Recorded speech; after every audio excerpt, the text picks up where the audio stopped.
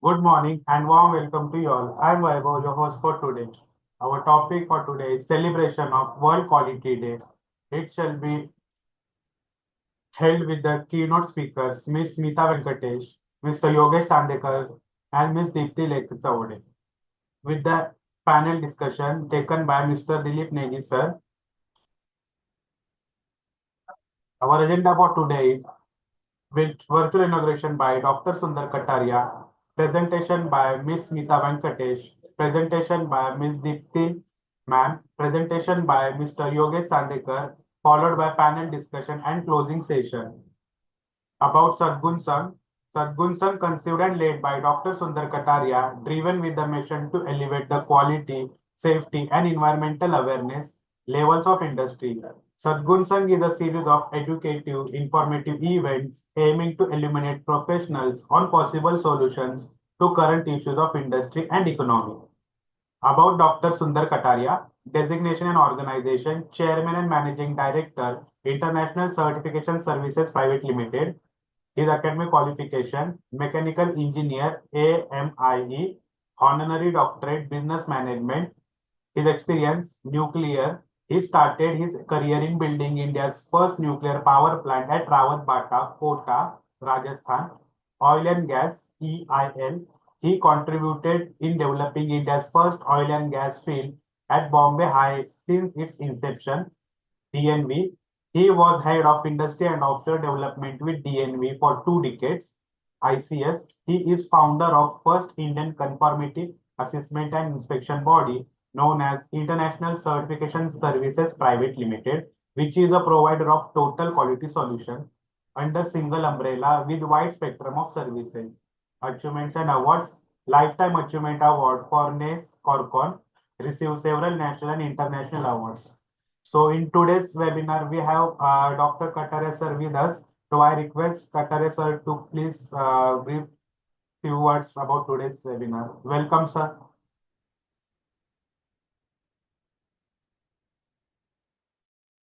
Thank you, Vaibhavji.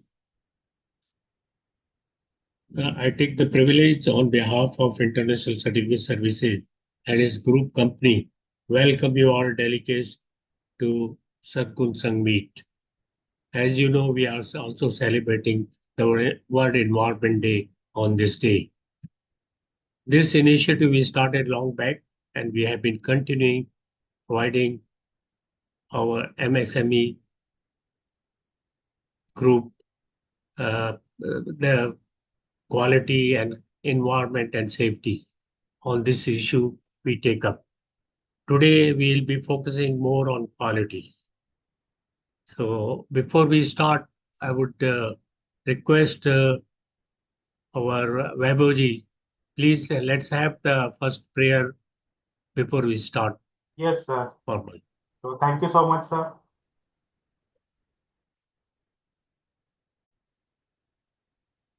So now I request Katare sir to please virtually inaugurate the session. कुरुत्वं कल्याणम् आरोग्यं धनसम्पदः शुभं कुरुत्वं कल्याणम् आरोग्यं धनसम्पदः शत्रुबुद्धिविनाशाय दीपज्योतिर्नमोऽस्तु ते दीपज्योतिर्नमोऽस्तु ते शुभं कुरुत्वं कल्याणम् आरोग्यं धनसम्पदः शुभं कुरुत्वं कल्याणम् आरोग्यं धनसम्पदः. Please join us for the recitation of the Gayatri Mantra.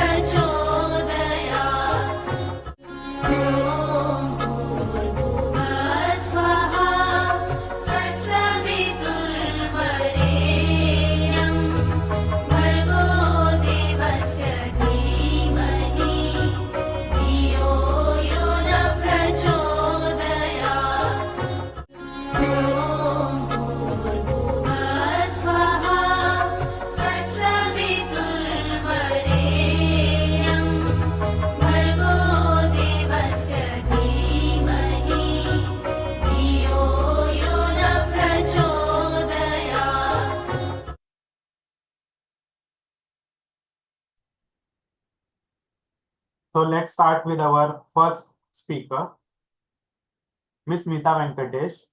Her designation and organization, management consultant, auditor, and trainer. Her academic qualification, BE Electronics, followed by PG course in Cyber Law, Masters in Business Law, NLSIU, Environmental Management course from IISc. Her area of specialization and experience are post consultant and IC external member, life member, Quality Circle Forum of India, QCFI, resource person and trustee, Institute for Media Studies and Research, IMSR Bengaluru, member, Institutional Ethics Committee for Clinical Drug Trials. So please welcome Smita ma'am. Over to you, ma'am. Thank you. Thank you, Vaibhav. A warm good morning to all the participants and namaste, Sundar Kataria sir. Ma'am, sorry to interrupt you, ma'am. Just switch on your camera. Yes, hope I'm Yes, ma'am. Now yeah. perfect. Okay.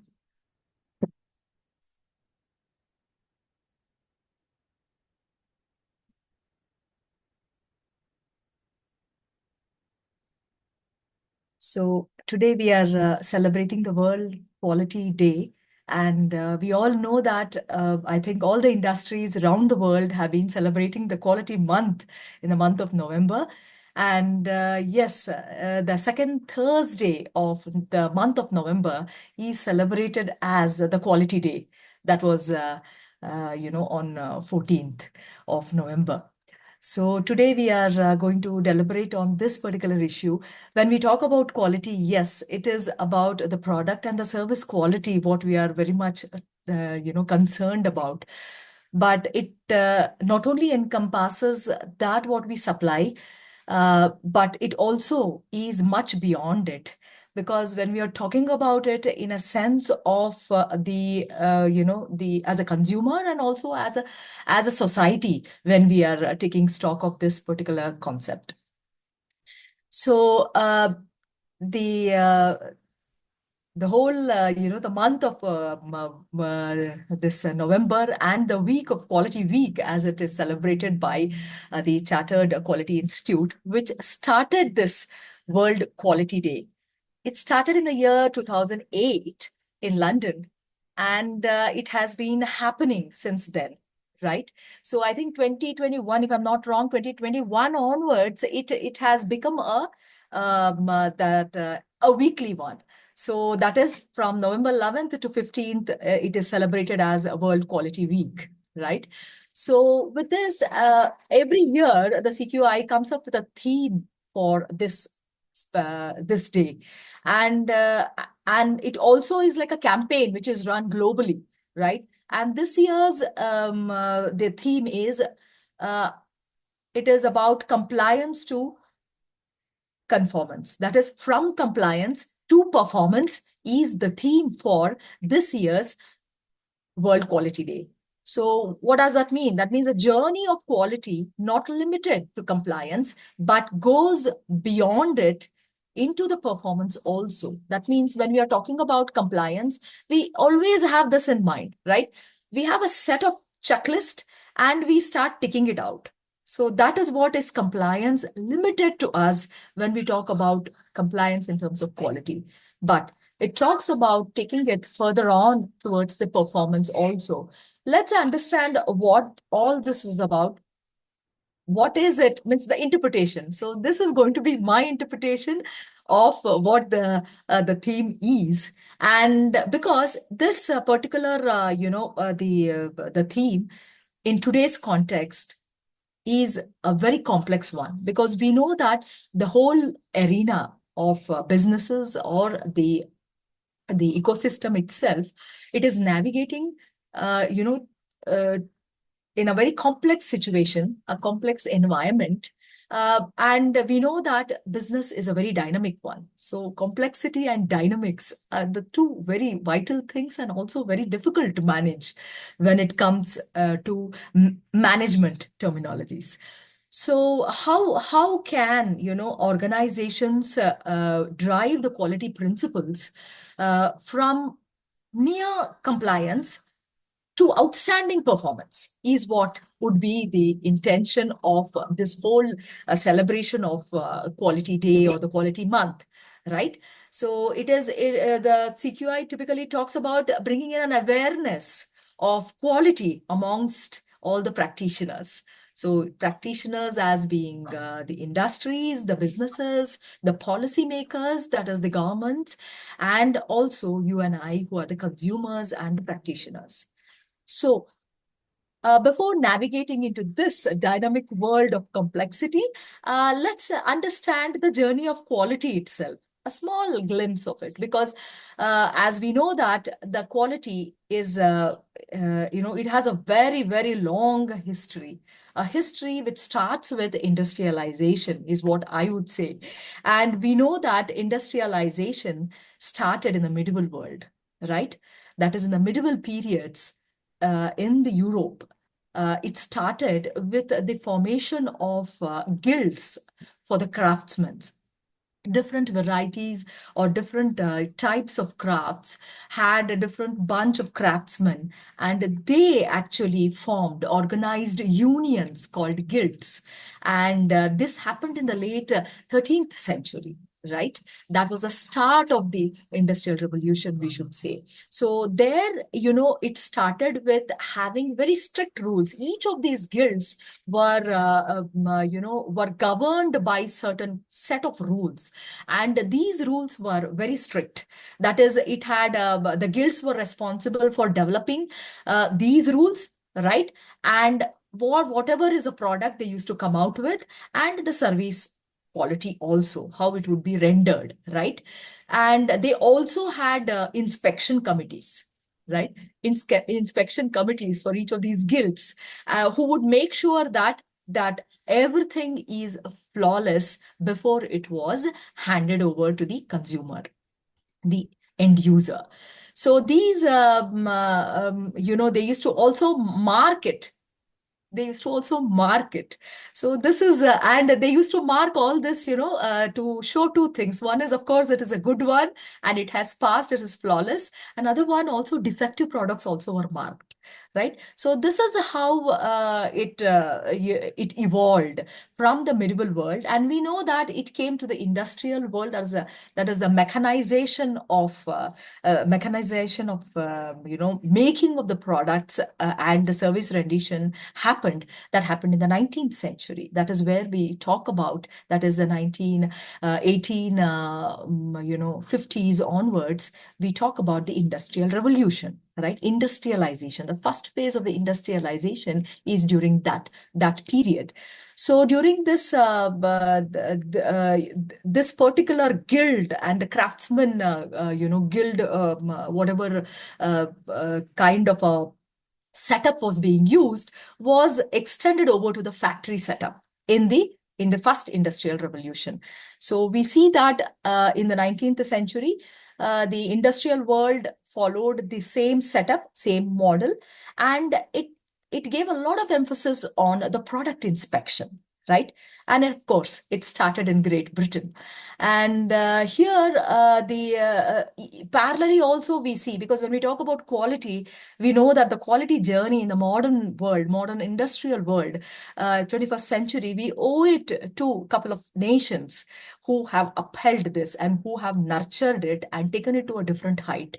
And in that, we know that American industrial society was also parallelly, was parallel. That means when the industrialization started with the UK, that is United Kingdom, the Great Britain. So it started with the Americans also. So here we see that a lot of the factory conceptualization happened, and there was a lot of emphasis on quality control systems which was put into this particular mechanization. And then we have in the late 19th century, we had something called the Taylor system, right? That was in the United States, and it adopted new management approach towards the factory management. And here, it was not only about the motto or the target or the goal was to increase productivity with increasing the number of skilled craftsmen, right? Skilled workers also. So what what Taylor did was, that is Frederick W. Taylor, he achieved this by assigning factory planning to specialized engineers, and by using craftsmen and supervisors as inspectors and managers to execute the engineering plans. So Taylor's approach was, of course, a very remarkable one, which increased productivity, and but it also had a negative effect on quality, right? So here, to combat that, how to keep control of the defective products from reaching the customers, right? That was the emphasis now. Productivity, of course, did improve in the Taylor system. So then came the Second World War. And here, it was completely a turnaround kind of a thing. Means it was like a game changer. Second World War, I would say, was a game changer when we talk about quality management. So here, what happened was, there were aspects of waging a war, right, which was very critical. And for the war was required a huge, what you say, warfare equipments. But also safety was one of the very key element which had to be taken care of, right? Because in the military, the unsafe military equipment was non-acceptable. So this is how the US Armed Forces came into the arena of quality, like their contribution. We know that they have contributed in a big way. And here, what happened was, they used to deploy huge inspection forces to take care of that unsafe equipment. So they started recruiting people. So, but this recruitment was not enough, because retention was a big problem, right? Retention became a very big problem. So to ease this, without compromising on the product safety, the armed forces began using the sampling inspection, what we still use today, right?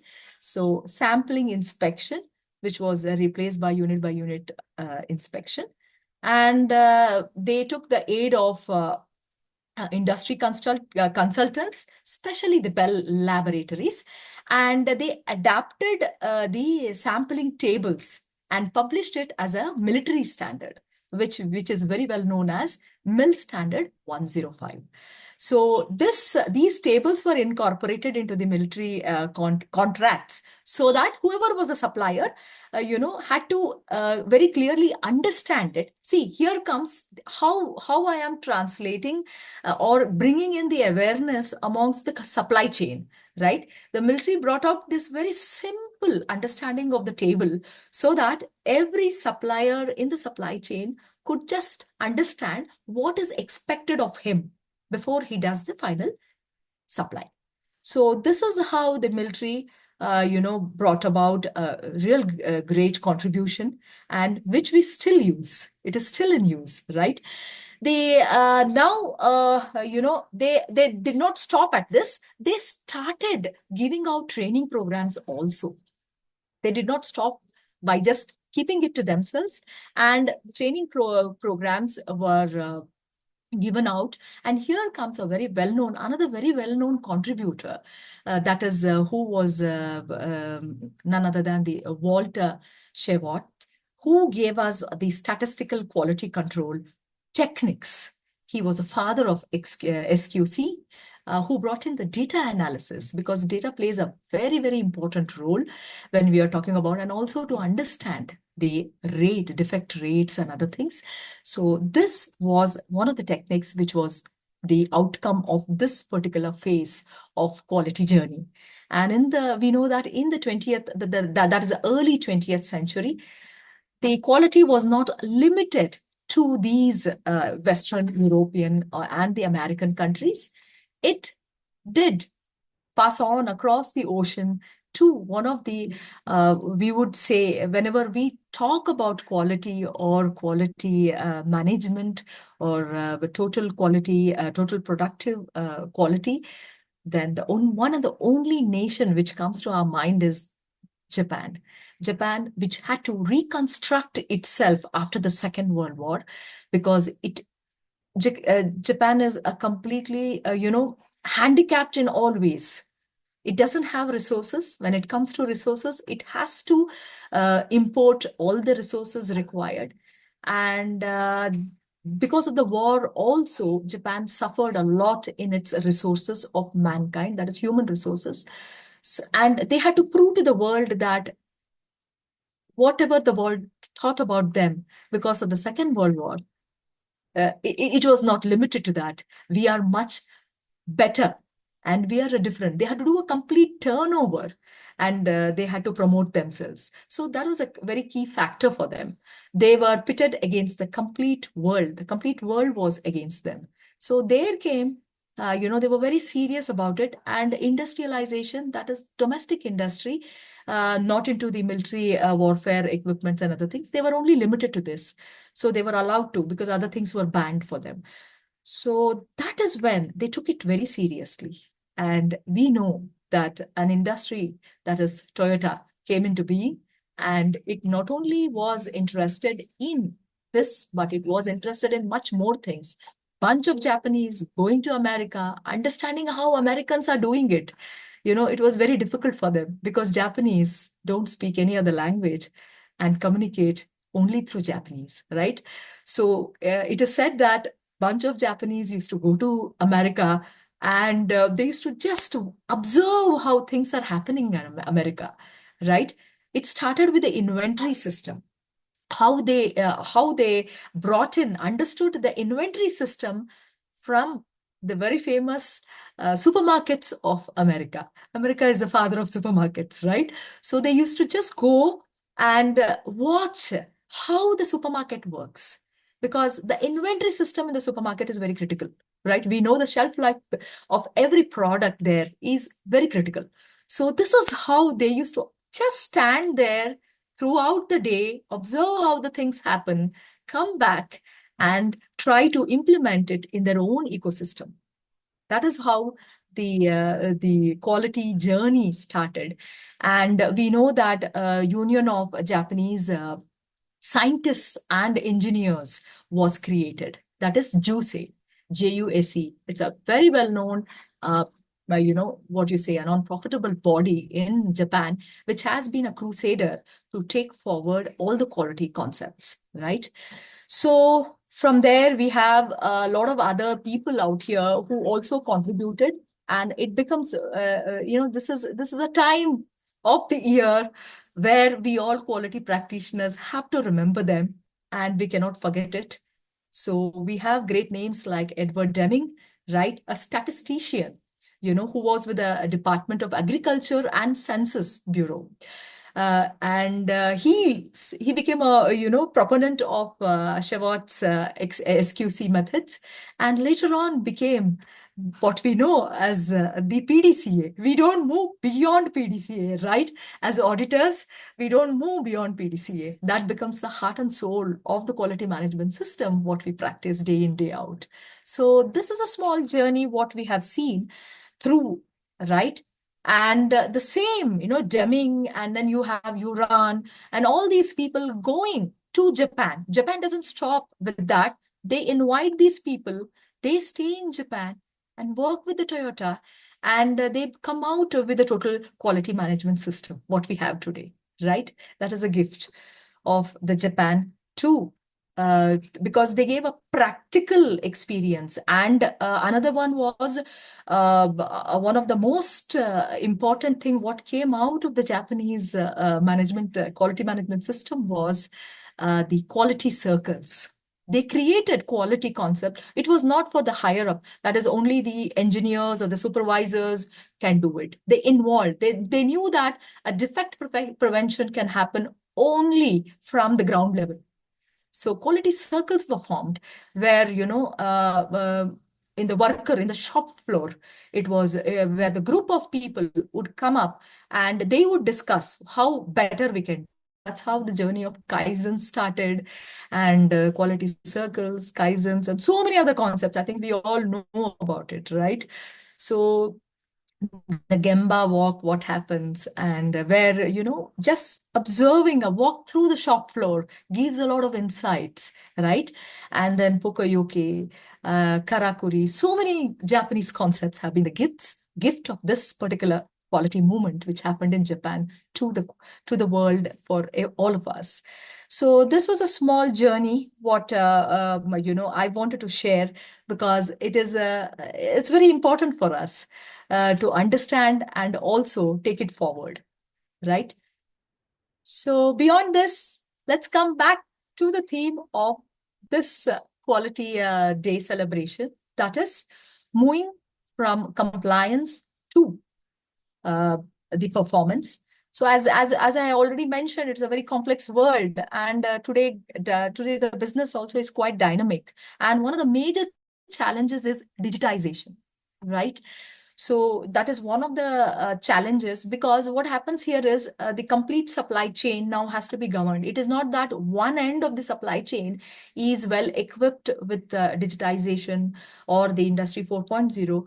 You will have to take along the complete supply chain. When we talk about quality, we know that there is one partner with the customer who equally shares the quality of the product or the service being supplied. That is our supplier. So he becomes our, hand in hand, who celebrates the success and also is responsible equally for the failure, that is a defect, right? So, and here we have the challenge of the integration of artificial intelligence. Now, how I'm going to use, I think SQC will become very, very prominent out here. The data collection and how I analyze the data will become very important for the coming days to come. And that is where we will have to because when we talk about the MSMEs, this is the lagging what we see, right? So we will not be able to harness the power of digitization and also the goodness of the AI if we are not we don't know how to harness the data we are collecting in our process areas, right? So that would be one. And we also have to also remember that there is one more thing. I think we all know currently, as we are speaking and celebrating World Quality Day, the whole world is congregated in Baku talking about sustainability, right? So it is a very important thing, because the past year we have seen 2024 is coming to an end, and we have seen that 2024 has thrown a lot of surprises to the world, right? Be it the kind of flood what Spain faced, to the heat what India faced, right?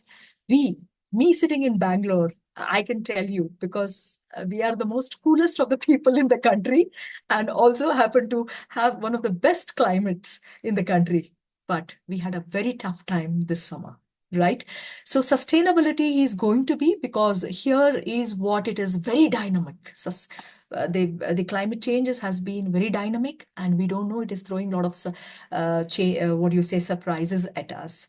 So environmental, social, and economic. I think one of the other speakers also will be touching on the point of these things.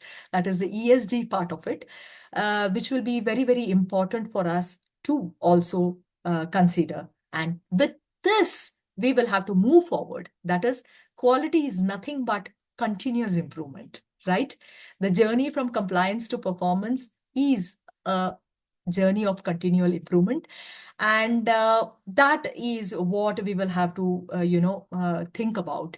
So some of the things before I close is what we will have to carry forward is, which will become the tools and means for us, would be that innovation, right?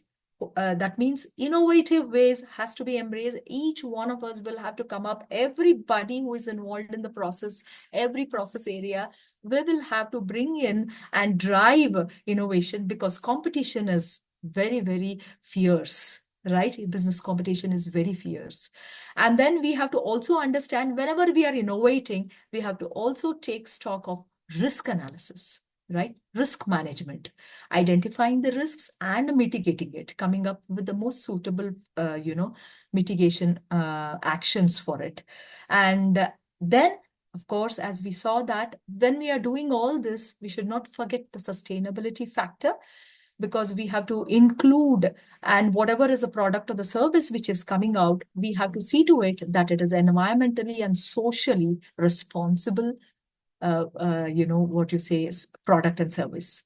And of course, a continual learning culture has to be inculcated in the industries and business to take this forward. That is when mere compliance, that is a ticking of the checkbox kind of quality journey, can move towards the performance journey. Because here we are not only talking about our performance, but we are talking about the effect of our performance on the planet itself, right? Which is very important for us. Thank you very much for giving me this opportunity to just speak out of my mind. I'm sorry, I got to know about this only yesterday. So I very, very, I should say, I know it's very unprofessional, but because in today's time, when somebody asks you to speak or say something, we always come out with a presentation.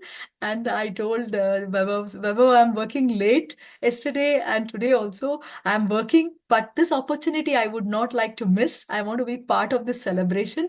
So I came without a presentation to you. Please excuse me for that. But thank you so much, ICS, Sadgun Sang, Sundar sir, Sumit sir, everybody out here. Yogesh sir is there. I think he's waiting for his slot for being the next speaker. Thank you, Vaibhav. Thank you very, very much. Thank you so much, ma'am.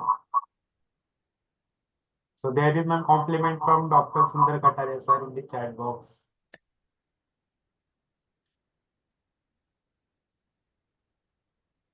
Okay. Sir says, okay. Thank you, sir. Thank you.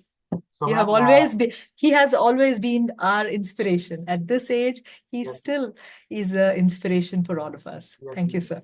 So ma'am, there is a panel discussion is there. So I Yes. request ma'am to be please there for the Sure. panel discussion. Okay, ma'am. Thank you so Thank much, you. ma'am.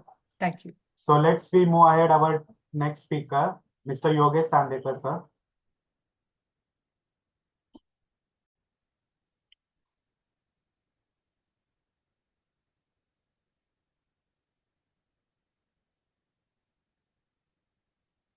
So our next speaker is Mr. Yogesh Sandekar, sir. His designation and organization, Assistant Vice President at Certification at International Certification Services. His academic qualification, BE Mechanical, Diploma in Business Management, DBM, Advanced Diploma in Industrial Safety. His area of specialization and experience are Management System Certification, Third-Party Inspections, Plant Safety Audits. Please welcome Yogesh, sir. Over to you, sir. Thank you, Vaibhav.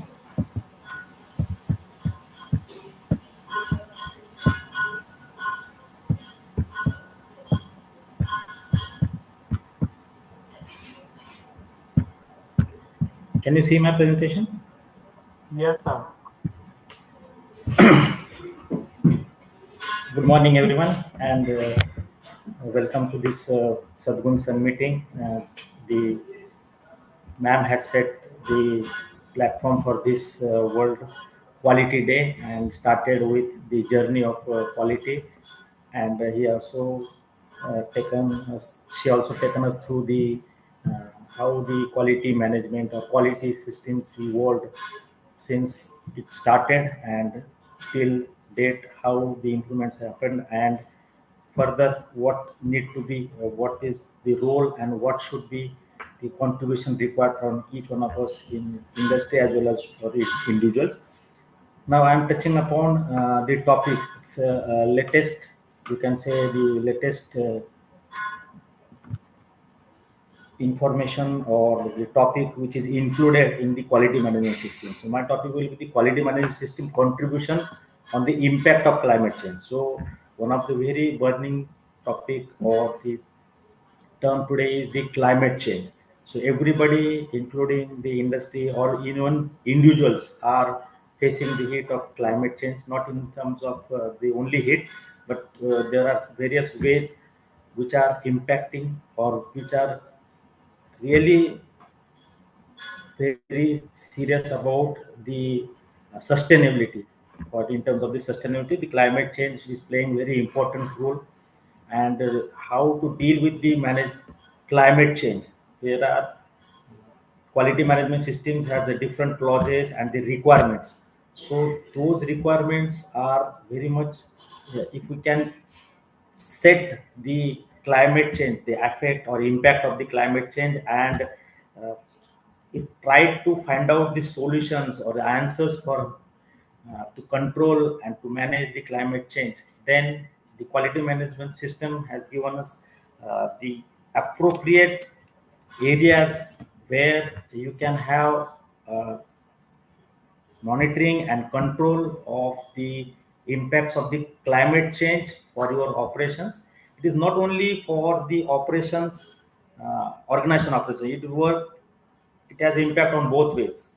One, the operation in terms of the production or the services being rendered by the organization, in what way they are impacting or are they contributing to the climate change. And the second one is the due to the climate change, what are the impacts of the organization operations. So both way this is very important, and the quality management system requirements is taking care for the both these requirements.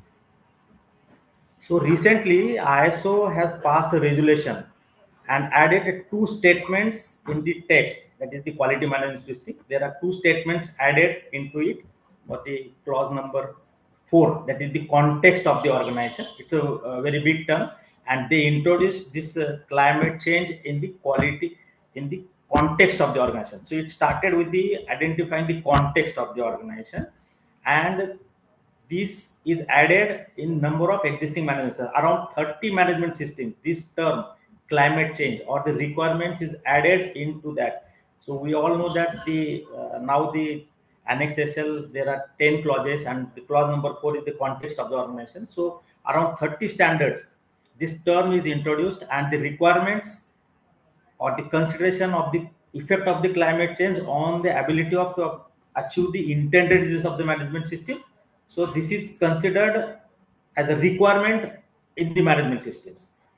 So if we talk about the quality management systems, so clause number 4, that is the understanding of the organization and its context. So there one note is added, that is the organization shall determine whether the climate change is a relevant issue. So it started with the context of the organization, and it is addressing that the organization, whatever, whether in the manufacturing sector or in service sector, they should identify or determine whether the climate change is a relevant issue. It may be because of their operations, or the impact of the climate change on their operations, in both ways. And again, the clause number 4.2, the understanding the needs and expectation of the interested parties. So these two terms we all know as a quality management system, but the consideration of the climate change, that is included in the current management system. So here only these two requirements, the two notes are added into management system, but we can correlate the impact or the climate change for the organization for achieving their intended results. And this climate change we can relate with all the clauses of the management system, and where as per the current requirements only you can correlate or you can have the assessment of the climate impact of the climate change, and it also provides the solutions or the way out for the dealing with the climate change. So we will I'm just going through each clause at for the climate change, how they are this climate change can be taken up in the management system, and can have a better understanding of the impact of the climate change on the organizations. To start with this, the relevant issues which will have significantly depend the organization, or the climate change will depend upon the size of the organization. So very small organization may not have that much of impact on the climate change, but big organizations definitely they will have the impact of the climate change. So organization, depending upon the size of the organization, need to take care or decide in what way the impact of the climate change. Then this industry sector, certain industries, they will definitely will have a major impact or big impact due to the climate change, and certain industry sectors may not have that much of impact. So in which sector, industry sector the organization is, that is again very important. And the significance of the climate change will also depend upon the industry sector.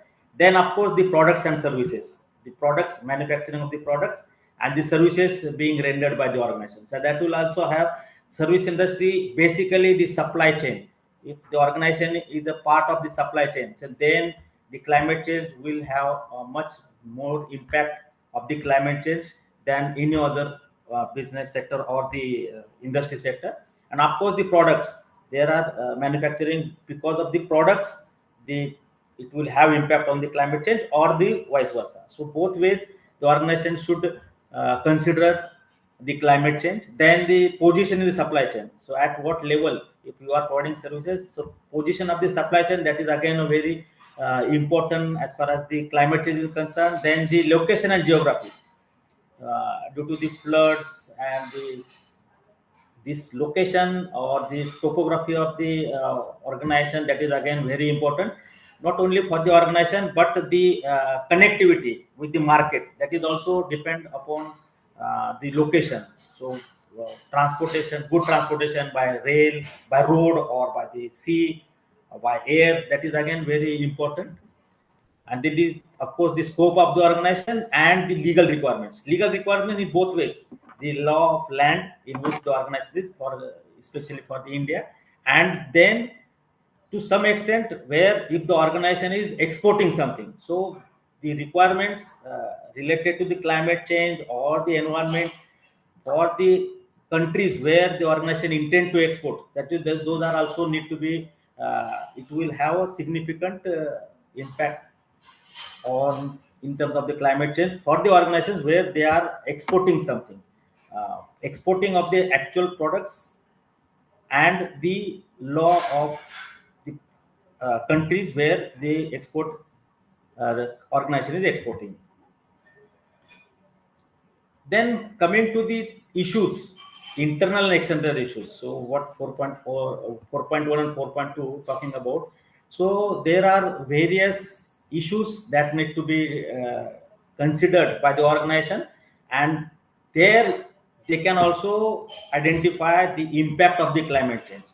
The changes in the statutory or regulatory requirements, certain restriction on use of certain materials who are impacting on the climate change, so that need to be considered. So that is again one input for the organization. Then the product circularity, the supply chain or the originating of the raw material, then product realization and the end use. So the entire chain need to be considered as an external issues or internal issues where during the manufacturing.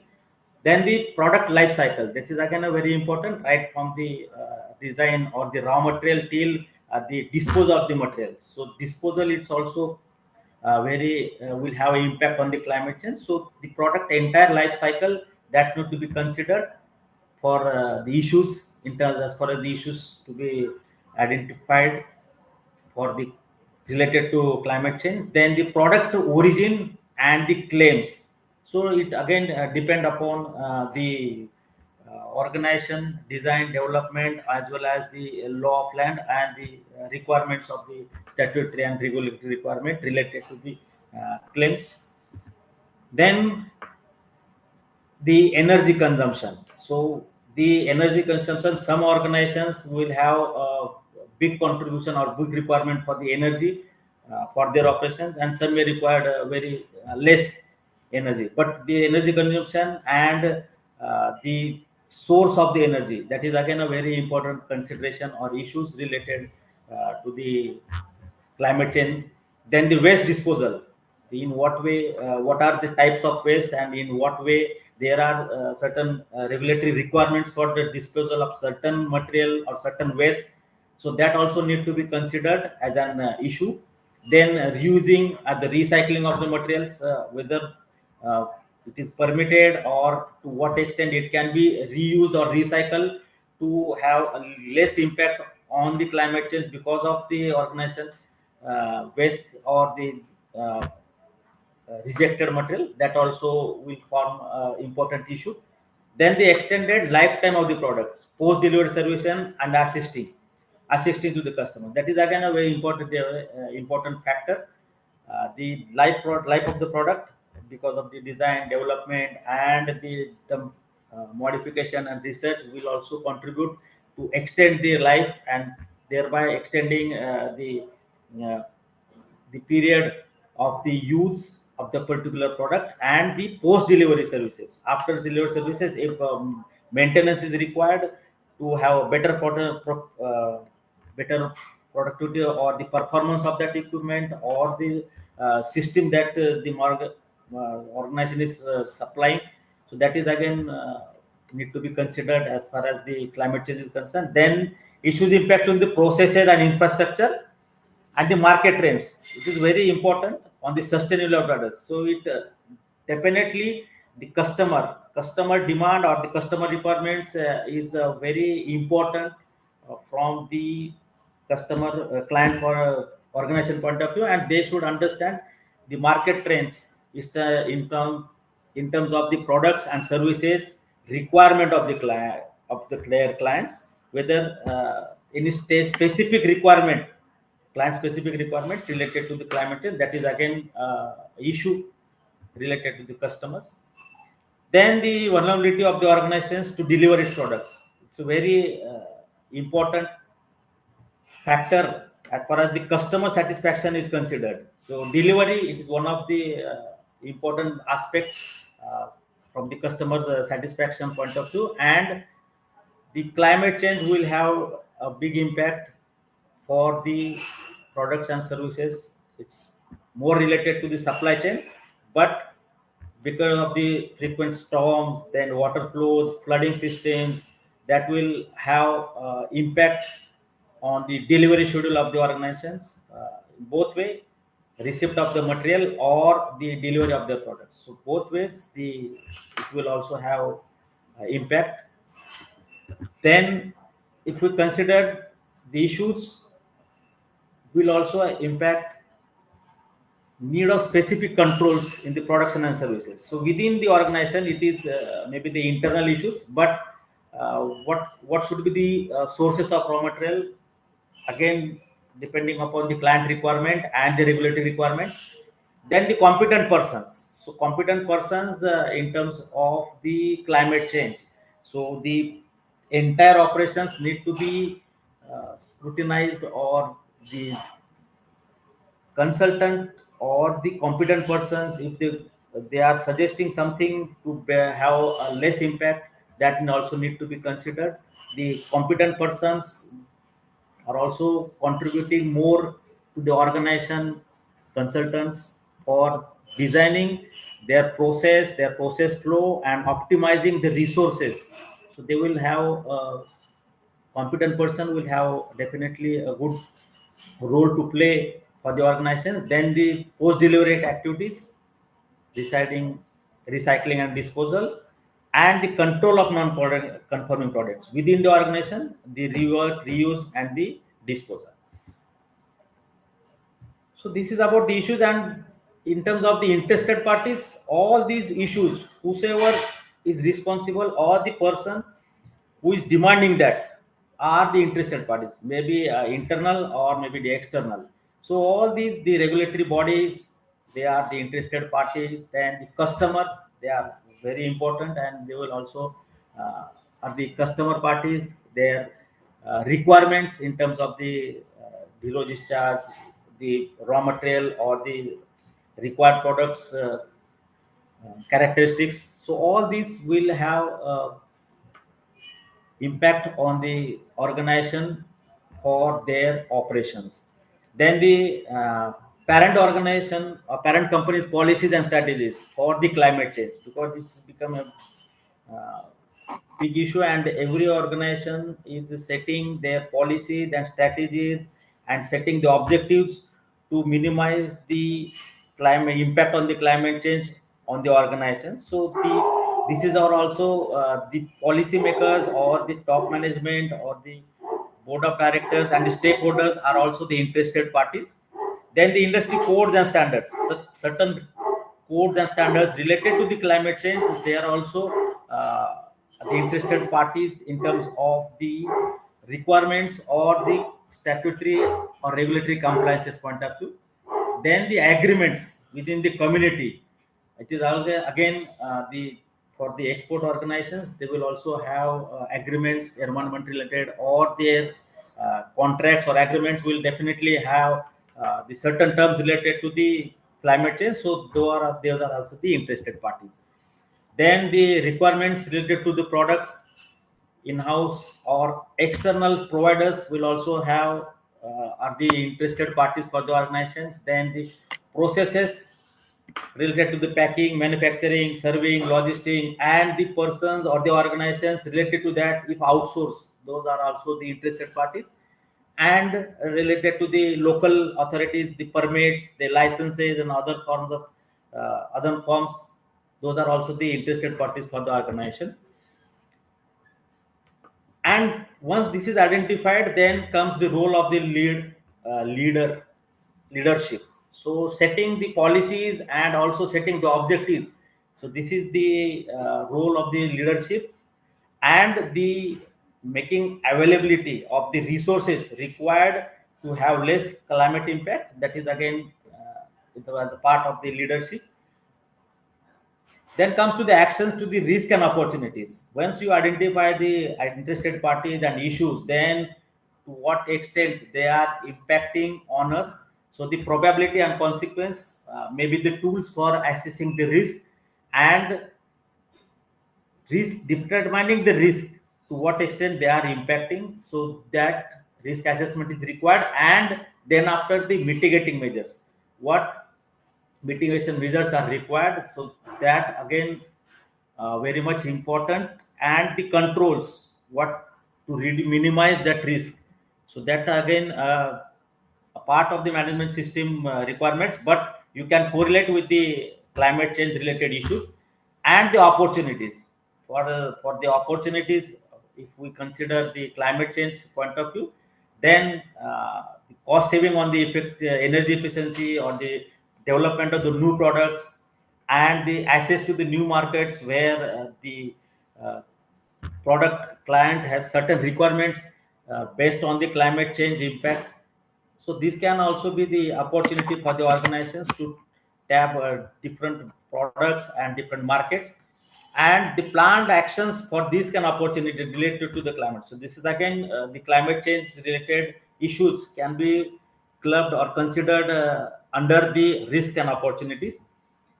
Then resources, very important, and the resources, it is the responsibility of the leadership or the top management to make the available resources. And these resources you can also correlate with the climate change in terms of the infrastructure required, facilities required, and the man, machine, or material, the efficiency or the productivity. That way also you can have certain requirements which will have the reducing impact on the climate change. And the source of knowledge, which is very important, because the what could be the impact of the operations on the climate change and vice versa. So the appropriate knowledge related to the our products and services for the climate change, that is again very important. You can have it in house, or external persons can help you out.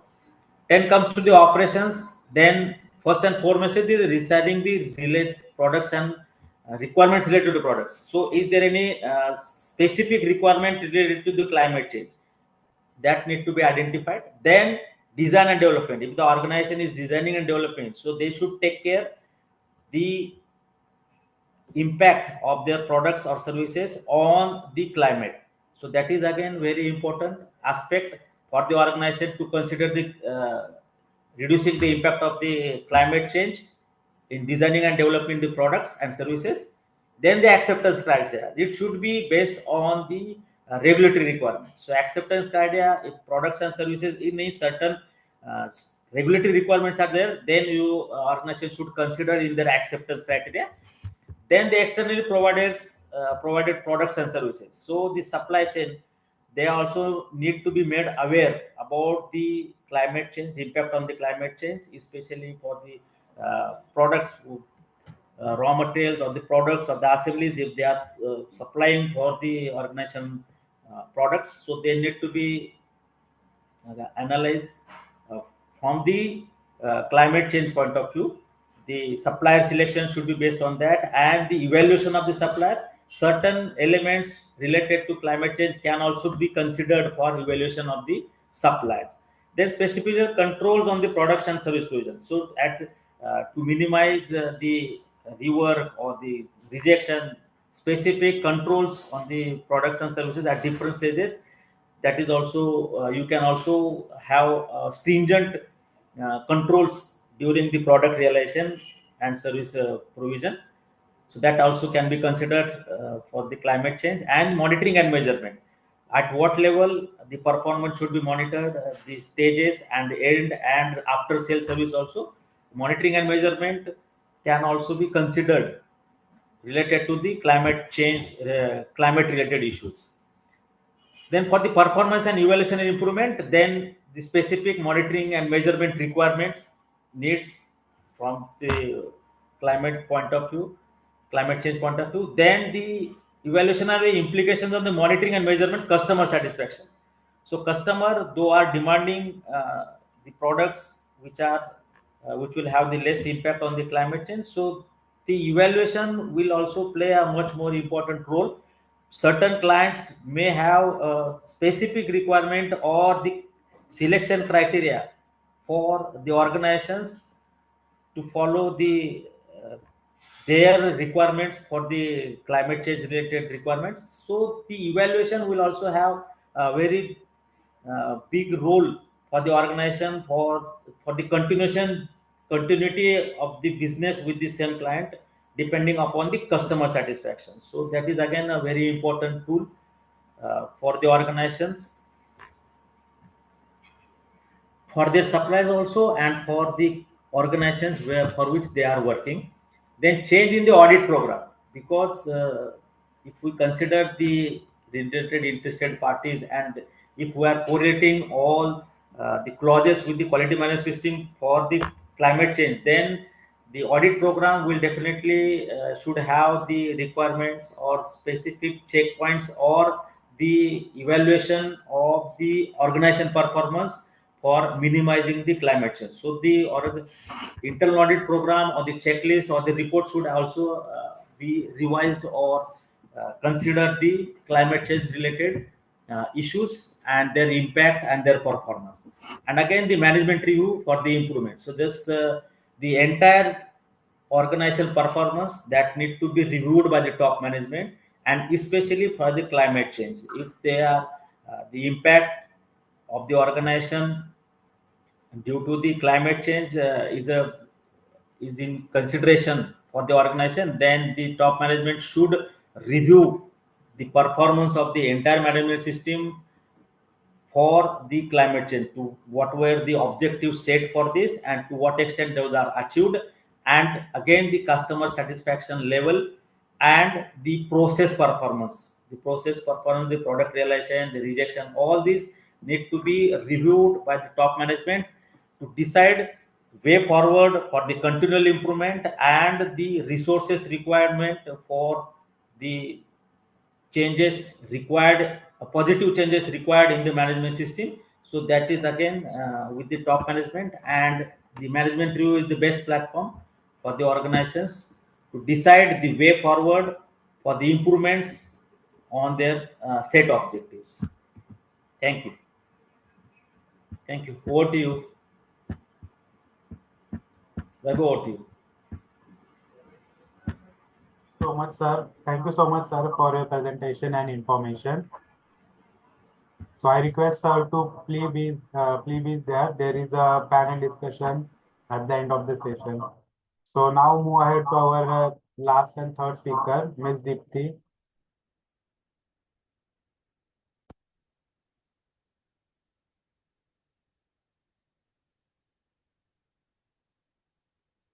So let me introduce our speaker, Ms. Deepti, Designation and Organization, Auditor, Certification Cell, International Certification Services, Mumbai, India. Her academic qualification, MSc Environmental Science, Mumbai University, PhD Chemical Science, School of Science, NMIMS University, and postdoctorate IIT Bombay. Her experience and expertise: 2.5 years of industrial experience as environmental officer at Nature India, Aquatech Industries and Mahabal Enviro. 5 years of academic experience as an assistant professor at Somya University, Acharya Marathe College and KC Engineering, Mumbai University. Expertise in chemical science and environment. Received awards and achievements: DST WOSB Woman Scientist at Institute of Chemical Technology, Matunga, Mumbai. Best Research Project at State Level, Avishkar, Mumbai University for undergraduate. Please welcome Dipti ma'am. Over to you, ma'am.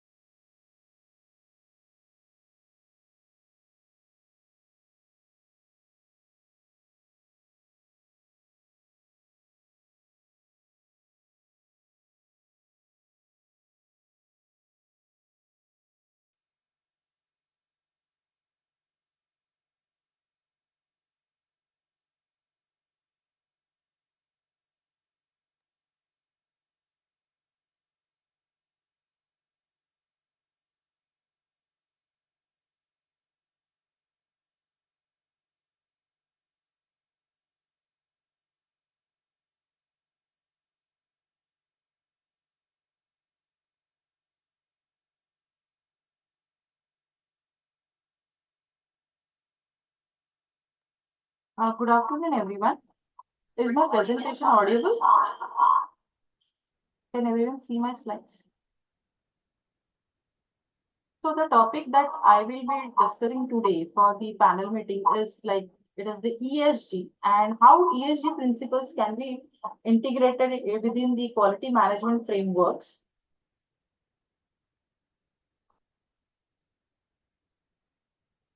The agenda for discussion involving in this ESG principles is what is environmental, what is the governance, as well as what is the social responsibility and how we can integrate these ESG principles. So there is certain questions that we need to ask when we talk about integration of the ESG principles and what are the quality management frameworks. So why ESG principles are so critical? So as the earlier speakers have evidently made it important that why the companies or the organizations are considering the climate change, why they what was the reason for the entire climate change discussion starting from the revolution of the industries. So in 2015, there came up the 17 goals which were defined by something called as the Sustainable Development Goals. And these are the structured pillars for the 2030 agenda, which is based on the 5 Ps. And those 5 Ps are people, planet, prosperity, peace, and partnership. To achieve this agenda of 2030, the Sustainable Development Goals are based or they are depending on the 3 pillars of the ESG or the ESG requirement, and those are the environment, social, and governance. So, how does the quality management framework are helping? They can they be actually adopting be able to adopt the integration of these ESG considerations? So that is what we'll be discussing. And in short, we'll start with the introduction of this. Like we have to answer these two questions. Like why the ESG principles are so critical? Why the modern organizations are considering the environmental factors, the social impact, and the governance factors. So first things is we have the ESG principles. These are becoming critical because, as Sir has rightly mentioned, there is something called as regulations. And along with these regulations, there are consumers which are preferring the organizations or the companies which are adhering to the environmental aspect or the environmental impact they are considering, and what is their social kind of contribution that is they are giving. Secondly, this quality management frameworks like the ISO 9000, we have the ISO 14001. So these frameworks are designed or naturally such that they enhance the business processes and the outcomes. So the integration of ESG into QMFs, we must say, is a natural process or evolution, and which ensures the organization not only produces high quality products, but they are also minimizing or reducing the environmental impact through something called as the carbon offsets, achieving net zeros and zero discharge, whereby the social well-being are being improvised for their company or employees as well as the society, and thus which is done through upholding strong governance. As we discussed, we will be first focusing on what is ESG all about. So ESG, as we know, it encompasses the environment factor, that is the sustainability, the resource management, waste reduction, energy efficiency. For an organization, how does it contribute or encompasses the sustainability goals? So we will see at the end that we conclude that there are, out of the 17 sustainability goals, ESG through its through its implementation and in integration with the framework are able to directly as well as indirectly contribute their part in the sustainable development. So that's how the organization, what are its plans for the sustainability, how it is managing the resources. Can there be meticulation in the use of the resources which are there with the organization?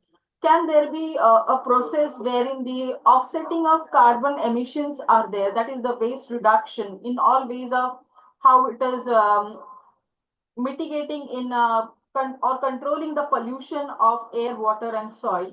How efficient it is in the management of its energy or reducing its energy consumptions, or is it able to give the technology which is green technologies for the energy which has been coming up? Are there some innovations which they are doing? And through all this, they are able to manage something called as the carbon footprint, or how we have the carbon emissions been controlled or how they have been managed. So this comes under the carbon footprint management.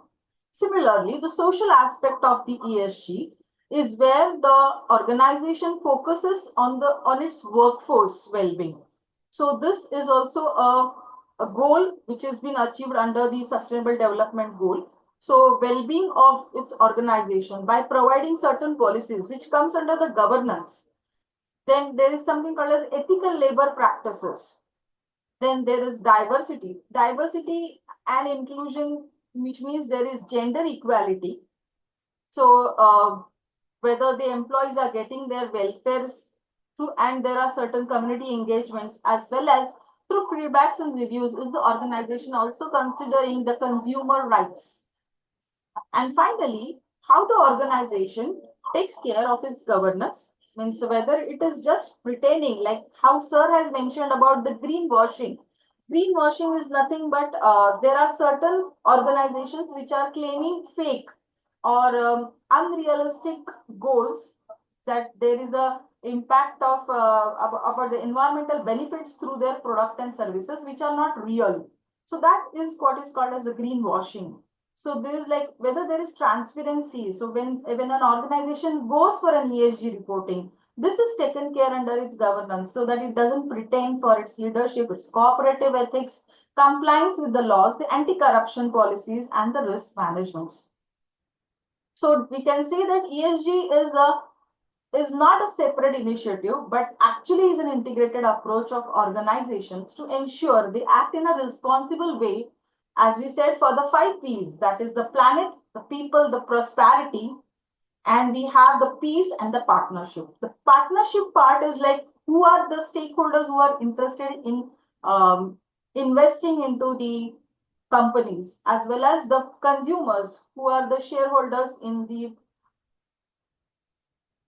the product service. So the ESG importance in we can now speak about the ESG significance and impact. So this can be understood by how ESG is important in today's business world. So ESG has an impact on the 4 sectors, that is, we say the investors' expectations. So it is talking about, when we talk about ESG reporting or the ESG standards being frameworks, different frameworks, like if we have the buildings or the real estate, so we have the GRIs, so we have the task enforcements, there's a TCFD reporting. So these are all reporting frameworks of ESG. So they are reporting how the organization is actually maintaining its environmental, social, and governance policies being in check. So who is interested? So these are the people, the stakeholder are, because the investors are the one who have the expectations, because the demand or the increased demand in the ESG consciousness of the organization is from its stakeholders, like the shareholders, the investors. They are investing. So through their long-term value, they also need to consider the risk. So that is why ESG has become so significant or important. Secondly, the regulatory landscape. Now, as it has been mentioned by the earlier speakers, that there is a climate change which is important. So who is responsible? And thus it is mandatory that the organizations are conducting their activities of production or services in a responsible manner. So to keep a check on this, government has enforced lots of regulations. So this restricted or stricter environmental and social regulations is the key reason why ESG reporting has become mandatory for most of the organization. So if there is a non-compliance, this may lead to certain penalties, as well as it may harm the reputation of the organization. So thus there is a rising environmental and social regulations which are being looked at all over the globe. Thirdly, it is the consumer behavior. It has been seen recently with the understanding, or what is called as the maturity of the consumers also to understand that the responsibility towards their sustainability.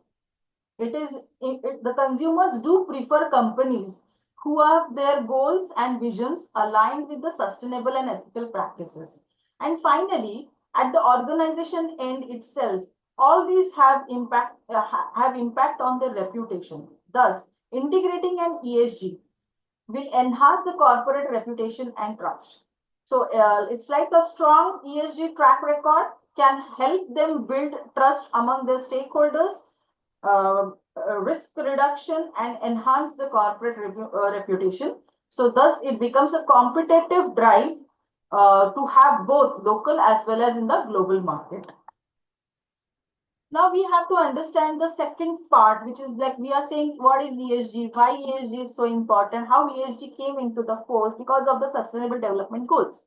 So now we have to understand, like, is really ESG helping us in the management frameworks? So we have to first understand what is the role of quality management roles.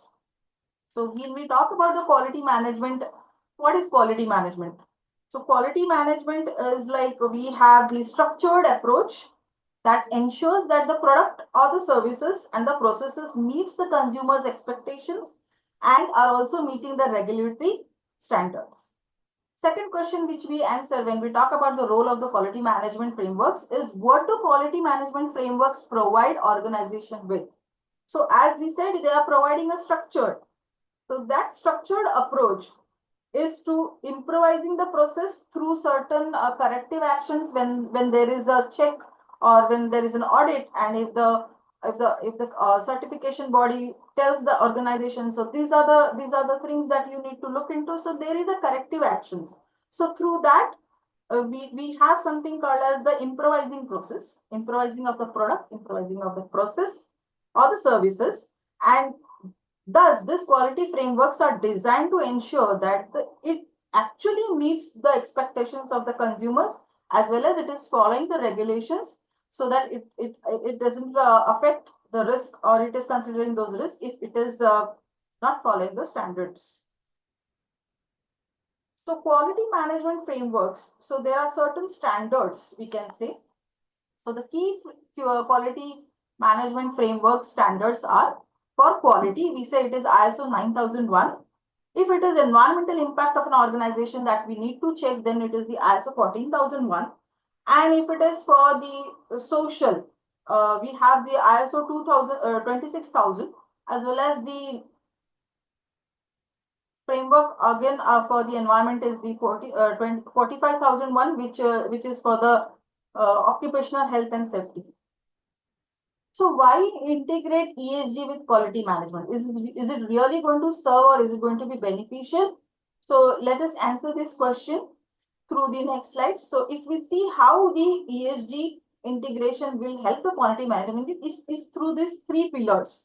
It has a shared objective. So if I have ESG reportings, and if I have these quality standard frameworks like the ISO 9001, so there are certain shared objectives of the ESGs in this quality management standards, like long-term sustainability, risk management, and continuous improvement. So these are the things which are taken care under the shared objectives of the quality management frameworks through integration of ESG.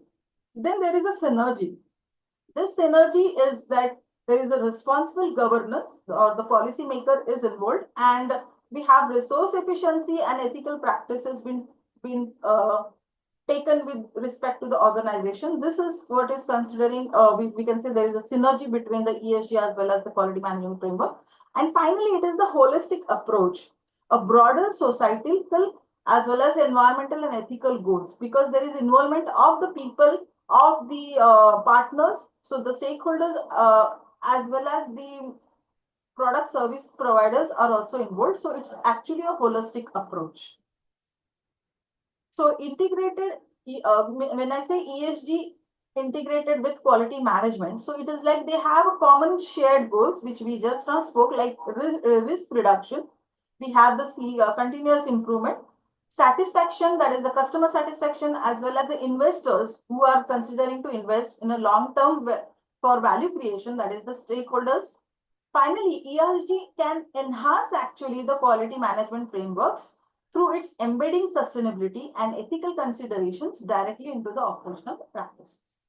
So thus, a combined ESG quality management framework actually will be a supporting one for the organization, not only to meet its regulatory requirements, but also to keep a check on whether it is actually causing some kind of environmental impacts, or whether there is a need for it to have the safety check for its workplace and ensuring the safety of its employees, as well as there is a fair treatment or gender equality, which is the main, which is one of the goal of the sustainability development, which has also been taken care when we have ESG frameworks been taken into the quality management frameworks.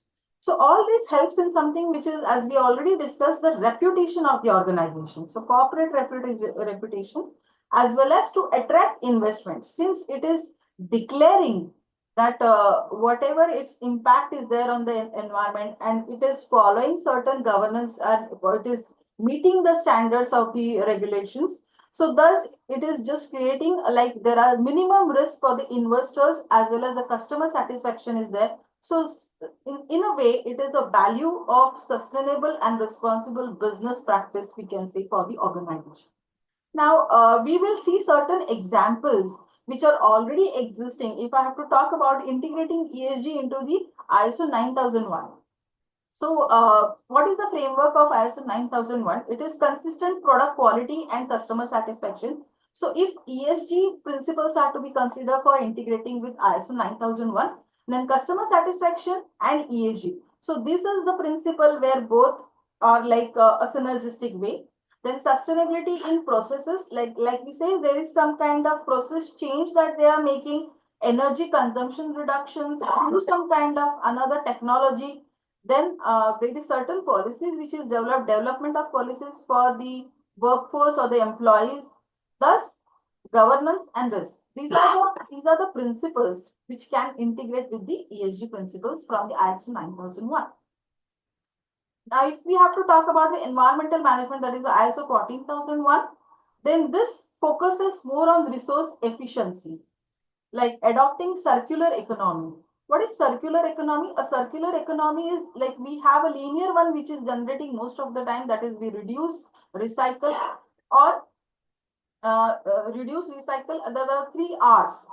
So instead of that, we have something like we are, the product is being developed and that product finally comes at the same, so as sir has mentioned, there is a product life cycle assessment. So once the product life cycle assessment is there, so we have better designs coming up in a way that the raw material which is being used and converted into the product is again circulated back in making the same product, and that's how we have an economy which is neither linear but actually a circular one. So eco designs in the product development. Then we have the impact measurement. So as I said, there are certain sectors. So if you have the real estate sectors, then we have the GRI frameworks of ESG. So these metrics of ESG can track the environmental impact. So green buildings are something which is new, which is coming up when we talk about the real estates. So those buildings needs to be energy efficient. Those buildings need to be made with materials which are sustainable as well as having minimum impact on the environment. So report progress on sustainable targets. That's how it can be done. So stakeholder engagement. This is another principle which can be integrated with the ESG. So that is including community and regulatory stakeholders in planning as well as in the reporting process for the environmental management. So we also heard about the occupational health and safety, that is the ISO 14001, which is, I would also like to mention that even ISO 5001 can be considered when I'm considering about the social factor or the social impact of the social responsibility of the organization. So here, social responsibility and worker well-being. So the employees, whether they are having a balanced life with their work.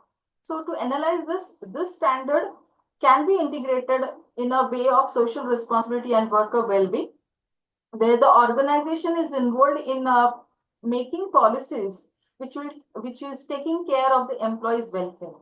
Second is the health and safety programs. So the work environment in which the employees are there, are they aligning themselves with the ethical governance practices and the community health initiatives? And finally, diversity and inclusion, like genders. So we have gender equality, which is coming up. So is the organization fostering such kind of diverse and inclusive workplace where all employees feel valued, which is a very important thing, because today mental health is one which has been the most impacted one when we talk about work and life balance. So there are certain tools and methods for integrating ESG. So we have the risk assessment, like I have an organization and it has a ESG rating factors. So the ESG factors into risk management tools, identifying, mitigating environmental, social, and governance risk.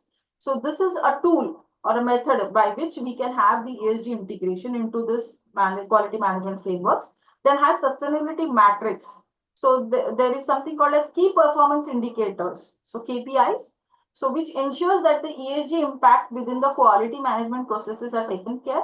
Then we have the feedback mechanisms wherein the customer as well as the investors, that is the third, this is done through through surveys. We get the customer feedbacks through surveys. Then there is focus group discussion where the stakeholders are taken into the consideration. Like if there is a project which is involving the community, which is to be migrated. So in that case, the focus group discussion is very important. Their rights is considered. When there is a migration, their resource management is important. And obviously, as mentioned by the earlier speakers, the third-party audits. All these gather insights into the ESG performance. Finally, reporting. So when we have the ESG reports, so this aligns with the quality management, showcasing both environmental and social progresses. So here is an example of BMW, which actually regularly assesses its supply chains to ensure compliance with sustainability goals such as carbon neutrality and ethical labor practices. Now, we will discuss certain case studies. So we have, like, if I have ISO 9000, which I'm saying is it can be integrated with the ESG. So with sustainable product design principles. And if I have reducing material waste and gaining market differentiation.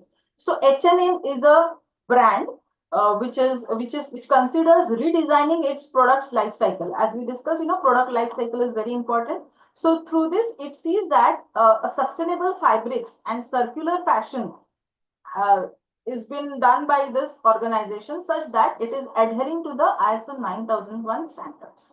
Another company is Dell. So it is integrating the ESG or the sustainability standards by offering the customer an option to recycle old tech equipment. Thus, they are minimizing the environmental impact. Similarly, for ISO 14001, if we are talking about achieving carbon neutrality, so when we talk about carbon neutrality, means we are talking about maintaining high quality standards in the production, but we are not compromising on the sustainability or the resources which are being used. So thus, we have the Unilever is a company, and IKEA. These two are the examples where they have achieved for example, Unilever has achieved carbon neutrality. How? Through the utilization, that is improvising its production process and utilizing renewable energy. So at the same time, it is having quality, but safety is also kept in the mind. Similarly, IKEA. IKEA is having an integrated ISO 14001 principle, that is a environmental footprint. So sustainable material like wood from certified forest and thereby reducing the waste. So these are the examples of wherein ESG is integrated into the quality management frameworks of ISO 14001. Now talking about the ISO 45001 and ESG matrix, that is improving employees' health, safety, leading to lower turnover and better productivity. So then there are two examples. We have the Salesforce. So this Salesforce has comprehensive employee well-being programs. So thereby they have improved the workplace safety and hiring practices, as well as this in turn has reduced their waste. So finally, it's Google that has integrated health and safety protocols along with DEI initiatives. Ensuring that all employees are provided with safe and inclusive. So DEI is that is, you have the equality and equity and diversity. Finally, in conclusion, what we can say is, or there is a call of action that we should consider, that integrating ESG principles with quality management framework actually offers a strategic pathway towards a sustainable growth, which is through responsible governance and through continual improvement process. So reviewing the existing quality management frameworks is important to identify ESG integration opportunities, because stakeholders are getting engaged, and that's how the development of the ESG aligned quality policies can be done. Finally, to track progress and adapt strategies based on evolving ESG standards. Thank you very much for your kind attention.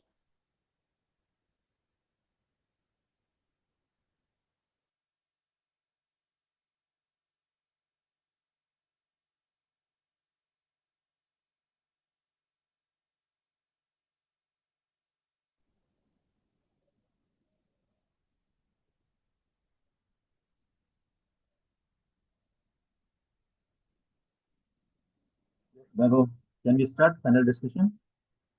Yes, sir. So thank you, Dipti ma'am. So now it's time for the panel discussion. So if anyone have any questions, so you can put in the chat box or you can ask directly. Okay, thank you, Vaibhav. Good afternoon to everyone. And my compliments to all the speakers, Smita ji, Yogesh ji, and Deepti ji, for very insightful presentation. Although we are running out of time, but we will have a quick panel discussion. And I would like to invite Dr. Kataria and our friend Professor Sudesh Sharma also to join us. Even Manish ji is there. So please, you people also can join. As we know that MSME plays a very crucial role in India's GDP. Almost 30% of GDP comes from the MSME. It contributes around 40% of manufacturing output. And as far as export is concerned, it's 45%.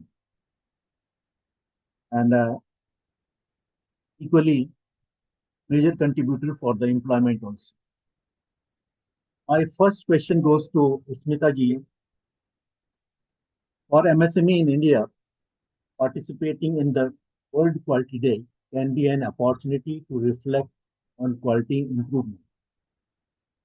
How can MSME leverage this day, enhance their quality management practice, and what practical benefit can they derive from celebrating quality on a global scale?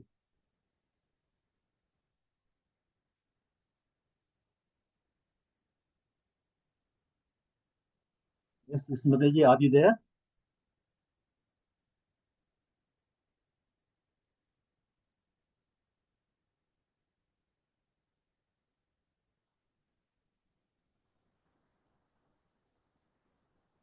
Yes, Professor Sharma, would you like to address this question?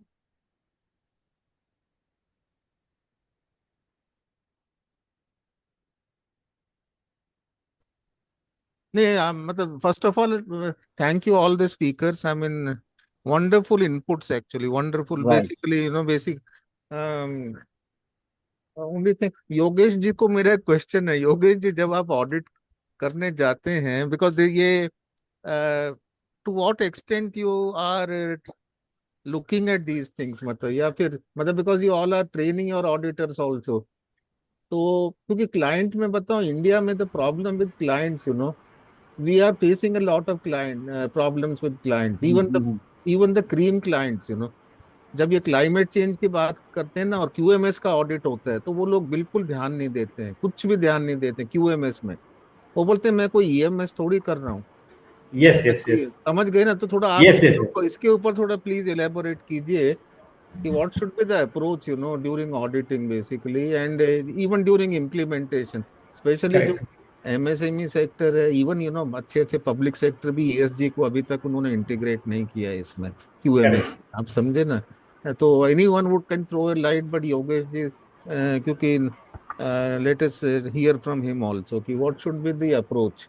Correct. The standard has introduced the two terms, that is the 4.1, 4.2. That is the identifying the issues and then the interested parties. So if the organization starts with these two things, who are the actually, it is again a realistic way they should identify the actually issues related to climate change. And these two issues are in both ways. One is how the climate change is impacting on their business, and second is because of their operations how the climate is impacted. See, both ways they need to study and identify the actual issues, interested in parties, and then after the risk assessment. This is very important. The tool of the risk assessment, that is again will play a vital role, the probability and consequence. To that extent, the MSME or any organization, they always feel that they are not impacting the climate because of their operations, but definitely some or the other way they are being impacted because of the climate in the distribution or the supply chain. So they are very much impacted because of this supply chain or distribution of product, even for the receiving of the product. So that way they definitely come in the gamut of the impact of the climate change, but they really they will not accept. First thing is you need to accept this is an issue, and then after you can think for the changes required or the corrective action required. But the accepting the fact is a big challenge, and again the risk factor. The organization feel that the risk factor is not that much so that we could impose the controls, and the risk factor is very less. Then we can also continue with the same style of operations and not taking additional controls because of the climate change. So that way they can always ignore, but definitely they should have the documentation, or they should need identify the interested parties and the issues, and then it can be decided whether it is really impacting, to what extent it is impacting, and additional controls are required. But that much is required from the organization, but it is very difficult or very challenging for them to identify this. वही ना the challenge, Smita madam also, I Yes. think your inputs, because let us say an organization is getting audited only for QMS, and when I see the documentation of even the best PSUs, the best they do is somewhere in the context or needs and expectations, 2 lines, Yes. climate change dal diya, because the QMS new, the new guideline says the word climate should come somewhere, Absolutely. so the Sir, climate word is put there. you know what Now, happened was after huh, the amendment, so huh, the one of the first things the CB asked all of us to do was that as there was no transition period here from the amendment, right, from February onwards. Yes. So the first question means it started with the surveillance audit also. Don't wait for the recertification. The first question you just ask them is climate change irrelevant to you? Okay. So here it started. So the moment I utter climate change, the client starts shaking his head. Okay, no, it is not applicable to us. So then we go on to explain to them, okay, fine. If there is extreme temperatures, what is the current temperature your shop floor, is faced with in the summer? And with this, if you are adding 5 more degrees to it, so what would be the other things which could affect? Okay, so there the conversation started, and slowly by the end of 10 to 15 minutes, the client gets convinced that yes, this is something which is going to affect us very badly, and it has already affected them, right? Because after February, we saw the harsh summer. So now my one question is that yes, actually what is going to happen now is that they have introduced these changes in 4.1 and 2, right? And it is in the context. So when we are dealing with a QMS client, let us forget that the client has got themselves certified for 14,000 or 45,000 even. Only QMS. As you very well mentioned that for the quality management system, environment is nowhere in the picture there for them. They are oblivious of it. They say that is totally a different parameter. This is totally, quality is totally a different parameter. My simple question is, when we say the tagline of quality management system is business continuity, and if the climate is going to stop your business continuity, like it is going to stop the supply chain, delivery will be hampered. You will not be, if your delivery address is waterlogged, how will you supply it, right? Or your supplier comes from Chennai. Today, what is happening? It is already raining there from past 1 week. So he cannot supply anything from there, right? So naturally, your supply chain is hit. Your business continuity is hit. So this is a kind of understanding I think every quality management implementing organization has to think about. They think environment is different, quality is different, which is means, and somewhere I feel that down the line all of us have been been part of this thinking. We have not driven it into them that environment and quality goes hand in hand, right? I think we will have to start doing it now. yeah, I mean, it is very tough, basically convincing a client in QMS alone, even, and I mean, not only the smaller companies, even the bigger companies, ज्यादा they say, come on, यार, आपको कुछ करने के लिए, you will just write the word climate change in the context or Yes. needs and expectations of stakeholders. हो गया. Because, and second thing is because QMS essentially focuses only on the product quality, QMS. I mean that. Then how many of the MSMEs Huh. have they taken CTE and CTO, sir? Have they taken it? Consent for establishment and consent for operations. Only very recently, that is, I think a couple of days back, only the MOEFF has released, Yes. Ministry for Environment and Forestry and Climate Change has released a notification telling that white industries don't have to take the operating consent, that is consent for operation. But everybody has to take consent for establishment. है ना, sir? White हो या कोई भी colour के हो, they have to take it right. पर यहाँ पर हमारे यहाँ क्या चलता है सर, पैरेलली चलता है। फैक्ट्री लाइसेंस एक तरफ से चलता है एंड पोल्यूशन कंट्रोल बोर्ड का कंसेंट एक तरफ से चलता है।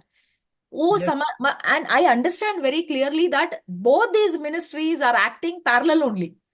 वही तो है ना सर, हमारे देश का वही तो प्रॉब्लम है, हर एक मिनिस्ट्री मैडम पैरेलल वही तो मैं चलता कह है। रहा हूँ ना, the practical problem, and I think doctor Kataria will also throw some light.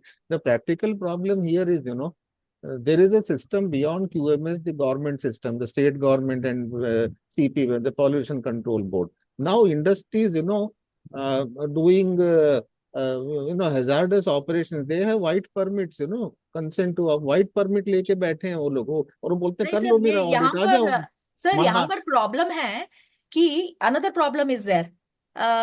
Every state, has this board which decides when an industry applies.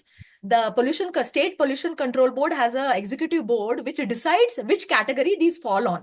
They have a formula, sir. They have to follow that formula. But I have seen it when a client has a unit in Tamil Nadu and another unit in Karnataka or Kerala and Andhra Pradesh in the south. Each one has a different category. Ek mein he has got a green category, and in Tamil Nadu he gets a white category. White category, very true, हाँ, very see, true. now you tell me. In fact मैं तभी तो योगेश जी को पूछ रहा था कि auditors को ऐसे में क्या स्टैंड लेना चाहिए कि when everything is getting violated, and the factory inspector तो बोलता है हमारे गेट के अंदर घुसता ही नहीं है, तो लीगल Yes. और रेगुलेटरी रिक्वायरमेंट तो क्या ऑडिट करोगे? बोलता है मेरा एडमिन वाला उसको गेट के बाहर से ही ले जाता है, कभी आया ही नहीं अंदर, उसकी जरूरत ही नहीं है। If you ask him for the signatures of factory inspector which is a legal requirement, बिल्कुल नहीं सर। नहीं नहीं होता। Anyway Kataria sir, your please, your views on all Yeah, this, कि thank हम you, एक thank you. ऐसी जगह पे ईएसजी को इम्प्लीमेंट कर रहे हैं। वो लास्ट स्पीकर जो अपनी थी, उनका क्या नाम था अपनी, जो ये Dipti, Miss Deepti. Dipti. Deepti, या, so she Yeah, is exceptionally academically, very qualified and all, and she gave some wonderful inputs, अब वो inputs मतलब एक QMS वाले client के लिए, how do you really implement or enforce those as an auditor also, as an implementer also? Now, I just want to put some light on this. A very good presentation given by all of you, especially this Smita madam gave complete detail how the quality improved and all those things. And we have been seeing, I've seen how the Japanese product has been improving quality. And simultaneously, now world is looking for the climate change. That is important. And if you see, when any category is there, whether service industry, white category, as Smita said, summer temperature goes high. So your consumption of electricity goes high. So that is also affecting the climate. If the humidity is high, then you put dehumidifiers and all those things. That also increases. So what I'm saying, the context of organization, unfortunately, our auditor, we ourselves, we don't put trust on that one. We don't have interaction with the top management where it is lacking. And as Sharma ji said, and as you also, the authority is coming from Factory Act or Environment Act. So they are also very superficial audits and superficial things are being done. I'm sorry to say, criticizing their role, but then from the time they are there, so there's a lot of dilution of the requirement. As you say, CPA, our Central Pollution Control Board, the guidelines are there. Why the category should be different and different? We are doing ISO 13485, the quality management system for medical devices. I ask my people, the person is dealing in chemicals, supplying chemicals under CDSCO, and why the pollution control board is not getting the consent there. They have to get the consent. How much quantity they say we just get only 5 liters, 10 liters. How it is possible? Economically, as you say, it is not possible. They will get 200 liters drum. And then you fall under Central Pollution Control Board or Maharashtra Control Board. So these are the things which we have to look. Our auditor has to be proactive on that one. My question was there, we talk about a lot of quality and other thing, evaluation of quality. There was a very, I should say, very wild question, which I am going to put to the panel. If you see our ancient time, ancient Bharat. So we talk about the Harappa or we talk about the Mohenjo-daro. Our civilization started long back. We are talking about 3003 BC or maybe 1400 BC. And we have seen that time also quality was there. If you see India's temple, sculptures, paintings, whatever things are there was also quality existing.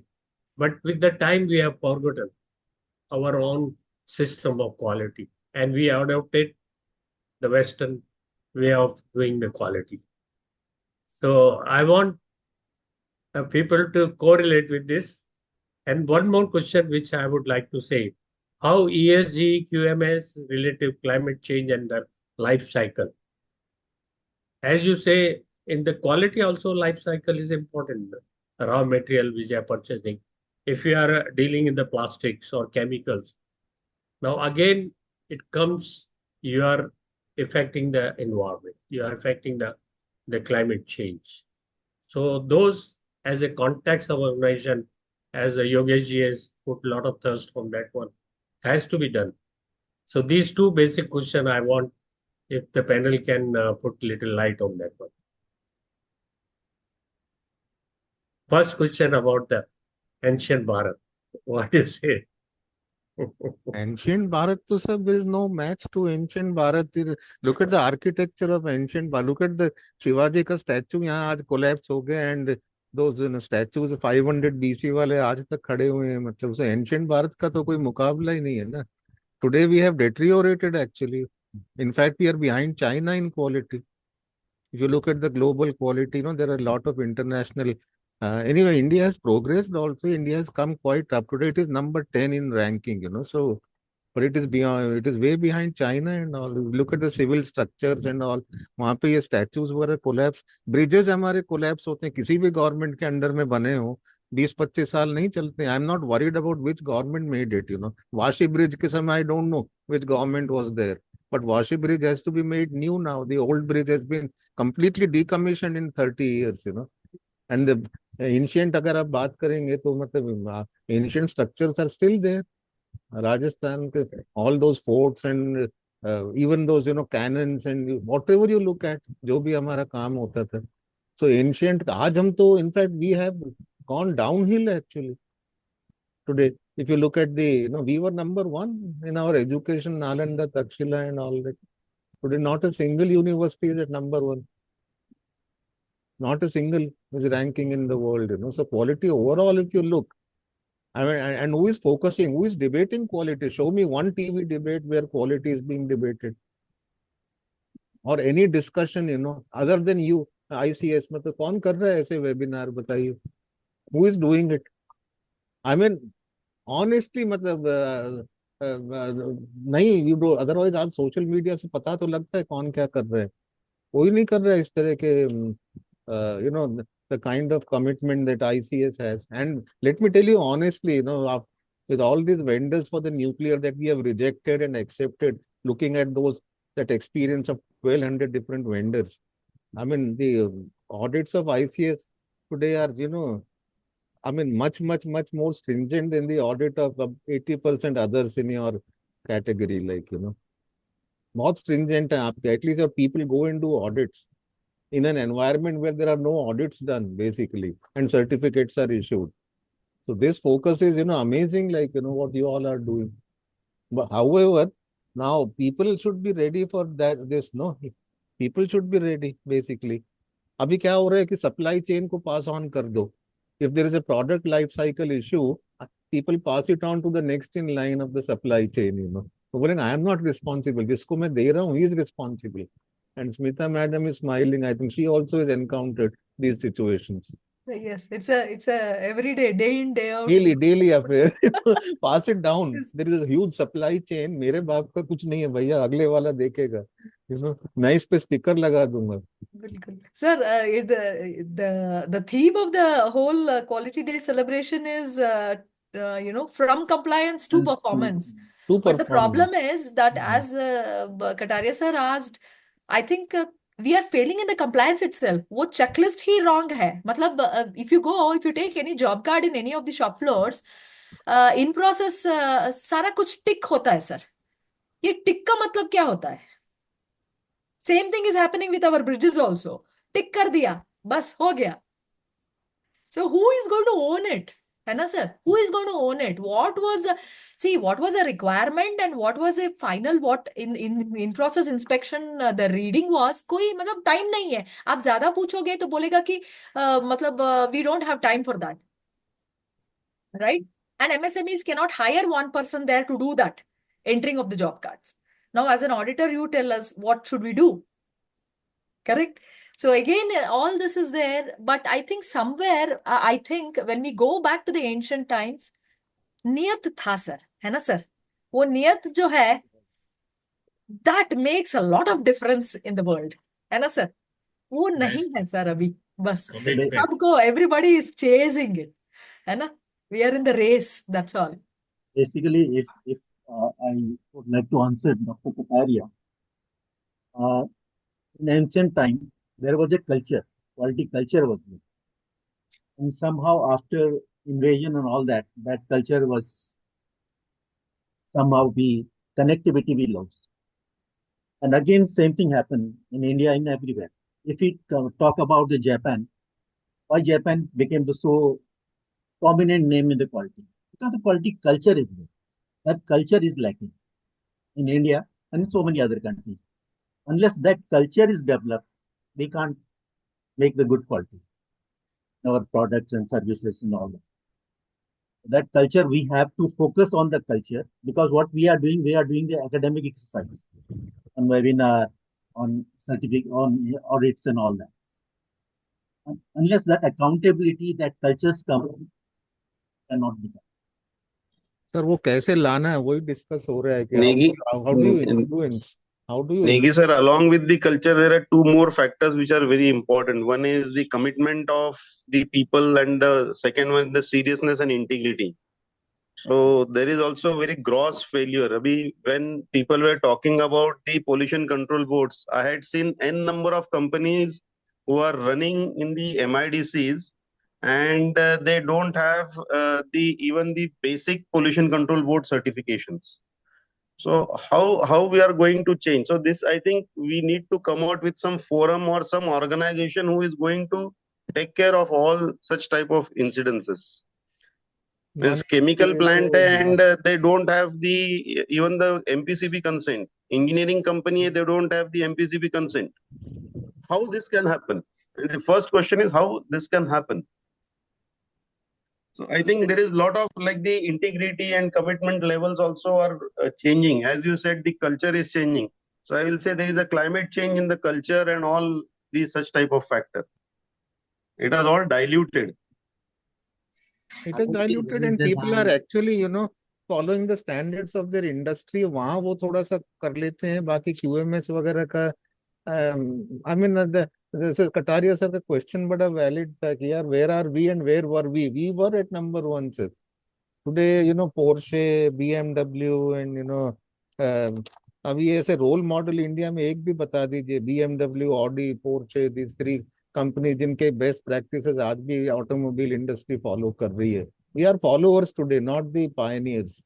We just follow वो भी जिसको तो करना होता है, जितना करना होता है, जिसको करना होता है और जितना करना होता है. It is all. And second thing is auditing कितना स्ट्रिंजेंट करोगे आप. लास्ट में वो बोल देता है ठीक है यार आप मत दो मुझे. This is another issue. वो इंटीग्रिटी की जो मनीष जी बात कर रहे हैं, काहे की इंटीग्रिटी इसमें. सीधा people throw challenges. मत दो यार, आप मत दो, ठीक है हम देख लेंगे, हम अगला और किसी से ले लेंगे. यही चीज मैं बोल रहा हूँ कि जो लोग लाइसेंसेस एंड गवर्निंग एजेंसीज जो है, I am talking from the integrity of their point of view, not from the organisations point of view.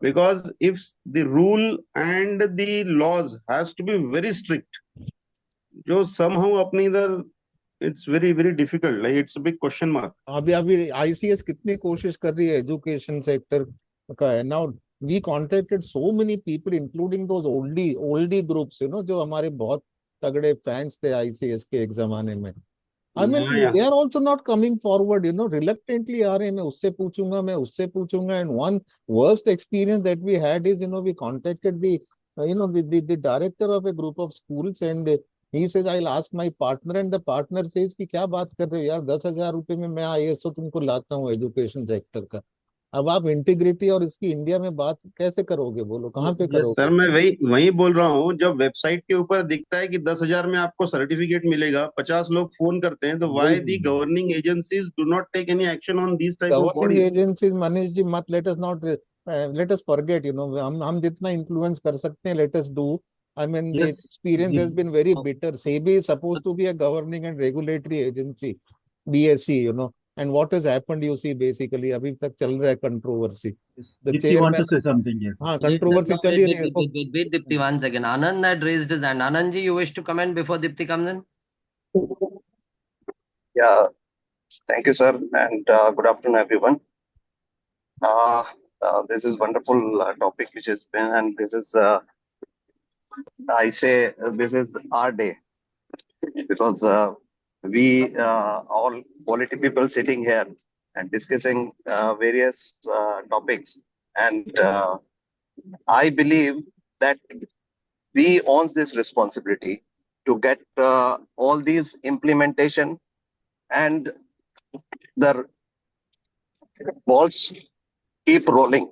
So this is our responsibility. Just like if some child who is there with that is the parents' responsibility. So here the industry is going to cut corners, but as an auditor, we must be ready, as Yogesh has told, as Smita ma'am has told, that we have to start trapping them with certain things and make things interesting so that they always ask you to be there and you contribute there.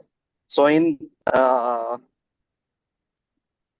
you can say for climate change, generally not going with the documentation, I feel that as Smita ma'am has rightly said, that our question framing should be there in that, and with relate to quality, in case we capture in design and development and start asking questions with relate to procurement, what kind of materials and what kind of equipments are being used, how it is affecting the climate or how it is going to be affected from the climate.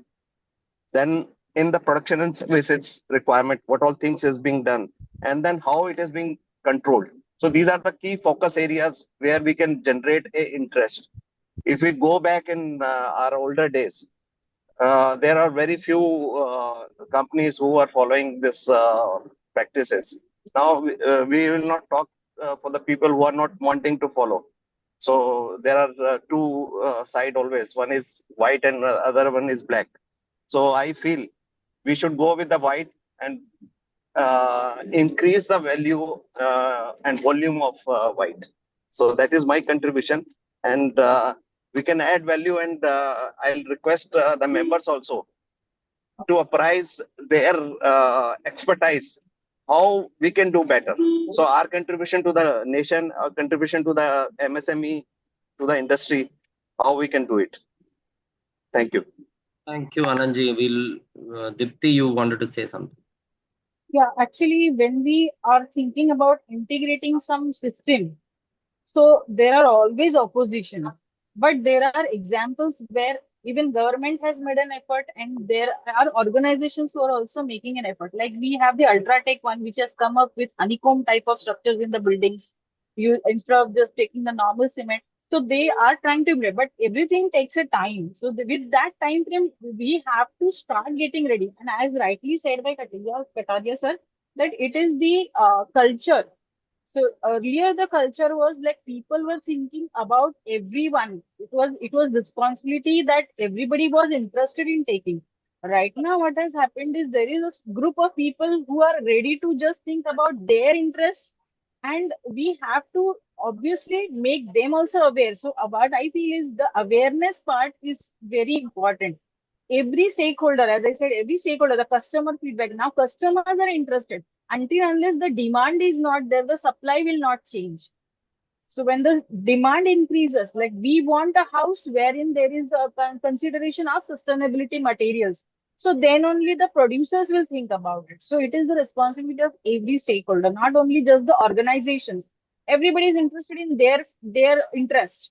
Like I need money. So even they are not to be blamed at that much. So or even the government cannot be blamed so much because they are taking efforts to make changes. So it is going to take time for people to understand that they have a share in the climate change. And I think with the COP29, which is going on from November 11th, so there is definitely we are going to expect some kind of changes for the we have the energy sector like BEE, which is taking care of the Kerala state where the transportation of AC e-bus has started. So definitely the government is taking part, and I think such kind of scope which has been occurring, so they will give us more regulations and more framework how everybody is responsible towards it. That is what I feel that can be said about. Very true, sir. Sir, very recently, the omnibus technical order, what has been released, that is the quality control order, which has been released, sir. So now this one asks for the product safety, right? Equipment, machinery and equipment safety.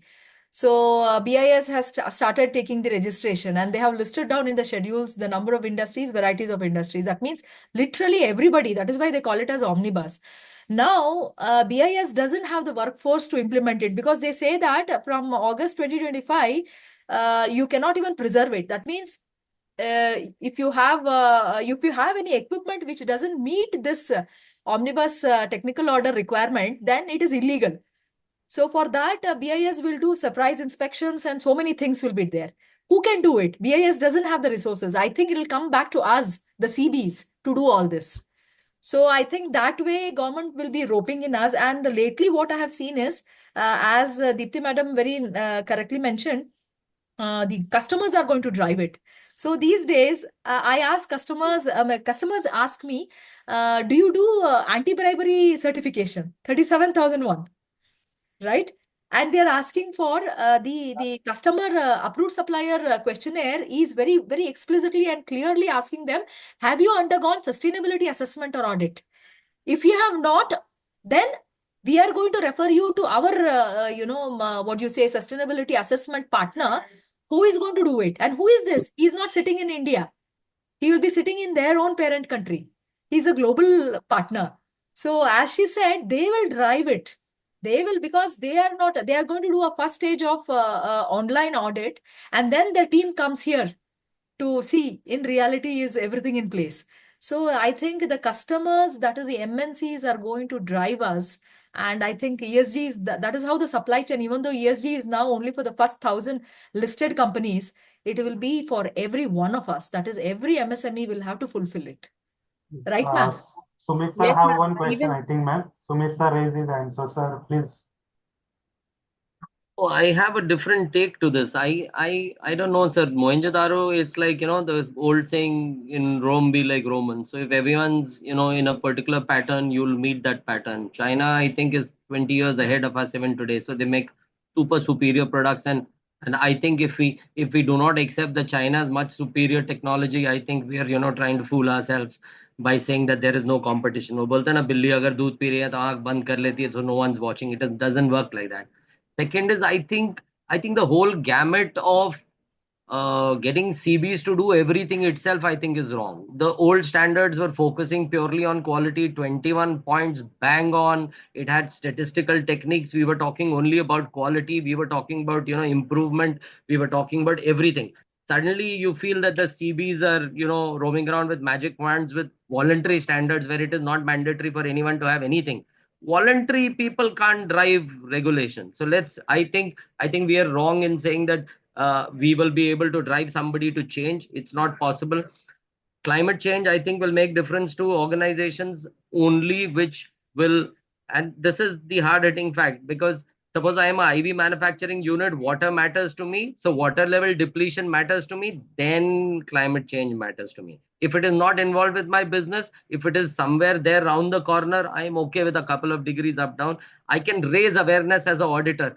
But when you ask an auditor to check compliances, you tell him to do regulatory. I think we are just passing the buck. It was supposed to not be functional. That's not my job. He's working a industry right in front of everybody. It does not vanish when regulators come there. It's the regulator's job. If the regulator fails, you nail a CB that we did not look at consent. It's not it. You put it into regulatory requirements. I'm supposed to look at it. I can bring it forward to them. I can notify them that this is supposed to be done. But I am a voluntary standard. I'm not a mandatory or a regulatory standard. I am voluntary. He may want a certification. He may not want a certification. Why not nail the responsibility? I agree with what Manish said. It is the regulator's responsibility. So the point is that if the pollution control board, whether it will be state or central, if they missed a green or red requirement, and then suddenly we expect CBs to do miracles, I can only identify. I don't even have a formal reporting mechanism where I can report such issues to regulators. There is no mechanism. And is it my job? Point number one. The standard has been enveloping everything possible under the gamut. It's growing and growing and growing. They will add 20 more points in a scenario. I think it is very difficult for this scenario to work. The RTO is responsible for maintaining discipline in driving. Whatever we might do, the RTO's failure will make the entire traffic go haywire. It is their job. It is the job of pollution control board to get and set right and be very responsible with the certification they're giving. If an industry is operating, it's their people. Now, like Smita ma'am said, that BSI doesn't have the bandwidth, but they don't give it to us too. So they have to give it to us and say, okay, now you're responsible. So if you messed up, you messed up. I will stand if I messed up. But neither they will put one more standard, and they will put one thin line saying that, okay, now there is a regulatory requirement to put. Now you make everybody aware of it. What will I do? I can just make them aware. I don't even have a reporting mechanism. I don't have an authority to report. I will go out of my way to report if industry is on. That industry is functioning, factory inspectors going there, regulators come there yearly. They don't do their job properly, and suddenly the auditors will question me that, fine, you didn't look at consent to operate. I did. I mentioned it, and it's mentioned. That's all that a CB can do, is what I think. It's very tough for us to implement. So the standard getting more complex doesn't help anybody, is what I think. It has to come from the regulator, the right person. I'm responsible for quality, and I am ensuring that whatever he does in his operations is qualitative. I will give him all sorts of NCs in the bandwidth of clauses that I am responsible for. I am expert in. I take an expert, he's a domain expert, he will add value to that client. Beyond that, when we talk, it's only recommendations. I can only increase awareness, but I don't think certification could make a big change, is what my take is. It really pains me when you look at industries operating without consent, industries operating in a green zone with a yellow or a red card.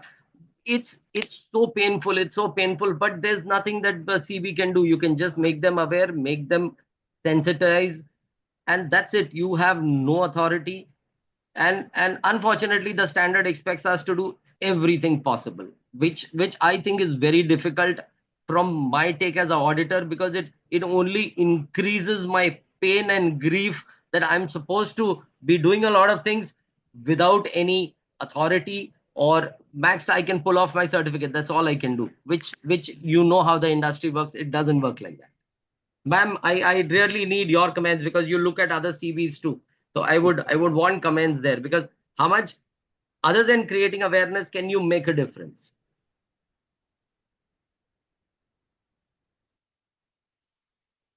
Yes, ma'am.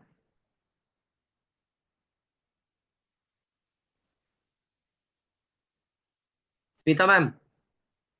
Sir, I was waiting for which ma'am? Sorry. So Dipti ma'am just started auditing. So I think you're doing other bodies also. You're working with regulators too. You're working on standards. So Yes. I really want to understand if it actually we can do so much as is expected out of us. Yes, as you said very rightly, sir. Yes, it is a limitation. And I don't know, but I take full advantage of being an auditor. And you know, the best part has been that it's been nearly a decade, okay, where organizations who have been certified for 14,000, uh, the first thing we ask them is, where is your environmental compliance board, right? I have to take a snap of that. Along with your address, I want that. So they say, no, it is not applicable to us. We will not do it. So there we enforce it. For 14,001, we enforce it. We show them the notification and things like that and enforce it. But for QMS, as Sudesh sir was mentioning, it is near to impossible. And that was the reason why I did my master's in business law. I wanted to become stronger by listening to all the advocates and also the case studies. So I use it, sir. I use it and I ask them, and it is very nice. In the past, that is in 2024, I have achieved 3 organizations who have been evading to put up the environmental compliance board. They are green category. Okay, one is an orange category and one is a white category. And all 3 of them have put up their boards. And I really want to pat myself for that. So this is the way I take it. Whatever is the certifying body, yes, as you said, we have our limitations, and also each certifying body will create a culture. Okay, we will be asking these, and they have their own checklist. So that checklist will be followed. As you very clearly mentioned, compliance will be there. Regulatory, statutory requirements will be there, but there will be no points out there for us. So I think each of us will have to get into that awareness and get it done. And this has been the journey with ICS as an auditor since 2010. I have learned every audit is a learning for me. I think I keep bugging Yogesh sir also, isn't it, sir? है ना, जब भी review point मिलता है तो मैं means it is in a different mode. So I keep asking him, and all of them have been supportive. And yes, I think we as auditors will have to become a little aggressive. I think give an NC, isn't it, sir? Absolutely. Yes, उतना ही है sir. NC देना उतना ही है. And in some cases ऐसा हो जाता है, as Sudesh has said, it is a question of bread and butter for the CB also, right? We also have to sustain in this ecosystem. So we cannot keep giving them NCs and say this is right and this is wrong. We cannot do that. Rather, maybe cajoling them and telling them what are the repercussions and to be the better ones. And here the customers are helping us.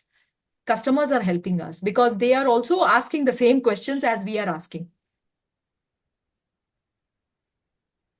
Great. Anyway, Sumit ji was quite, I think pained at what's going on. But then Sumit ji, I don't think you should hold yourself responsible for everything that is going on in the world, बहुत कुछ चल रहा है यार.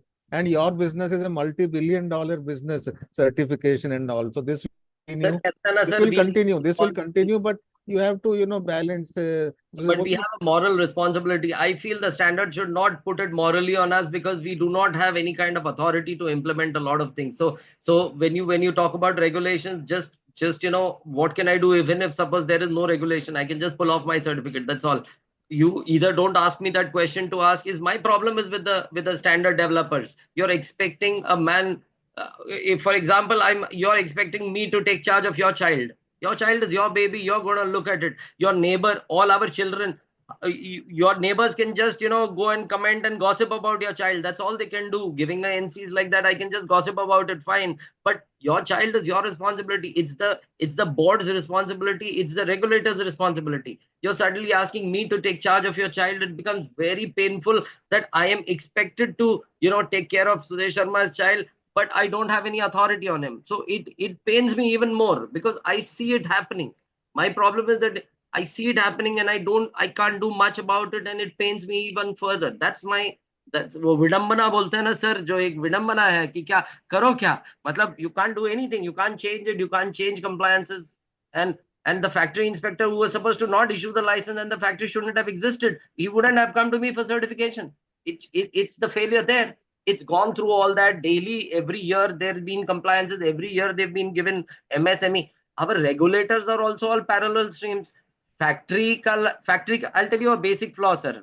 Factory ka basic compliance is 10 people without power or 20 people with power. That's the way, or I said it the vice versa, but 20 people. You see every MSME with more than 20, they say we don't come under Factories Act. Now, does MSME come under Factories Act? No. We have a big thin line there. Nobody's under Factories Act. They all show MSME, some remove a shop and establishment. Some show you some way, some have got Udyam Aadhar now. So everyone's got Udyam Aadhar. But then factory inspectors regulations का है? Factory inspector सब जगह घूम रहा है, उसको नहीं दिखता 20 आदमी. He cannot regulate his standard himself, and we are supposed to comment on whether factory inspectors are, factory license available, not available. Or 80% of MSMEs are above 20 employees and they have no factories license in place.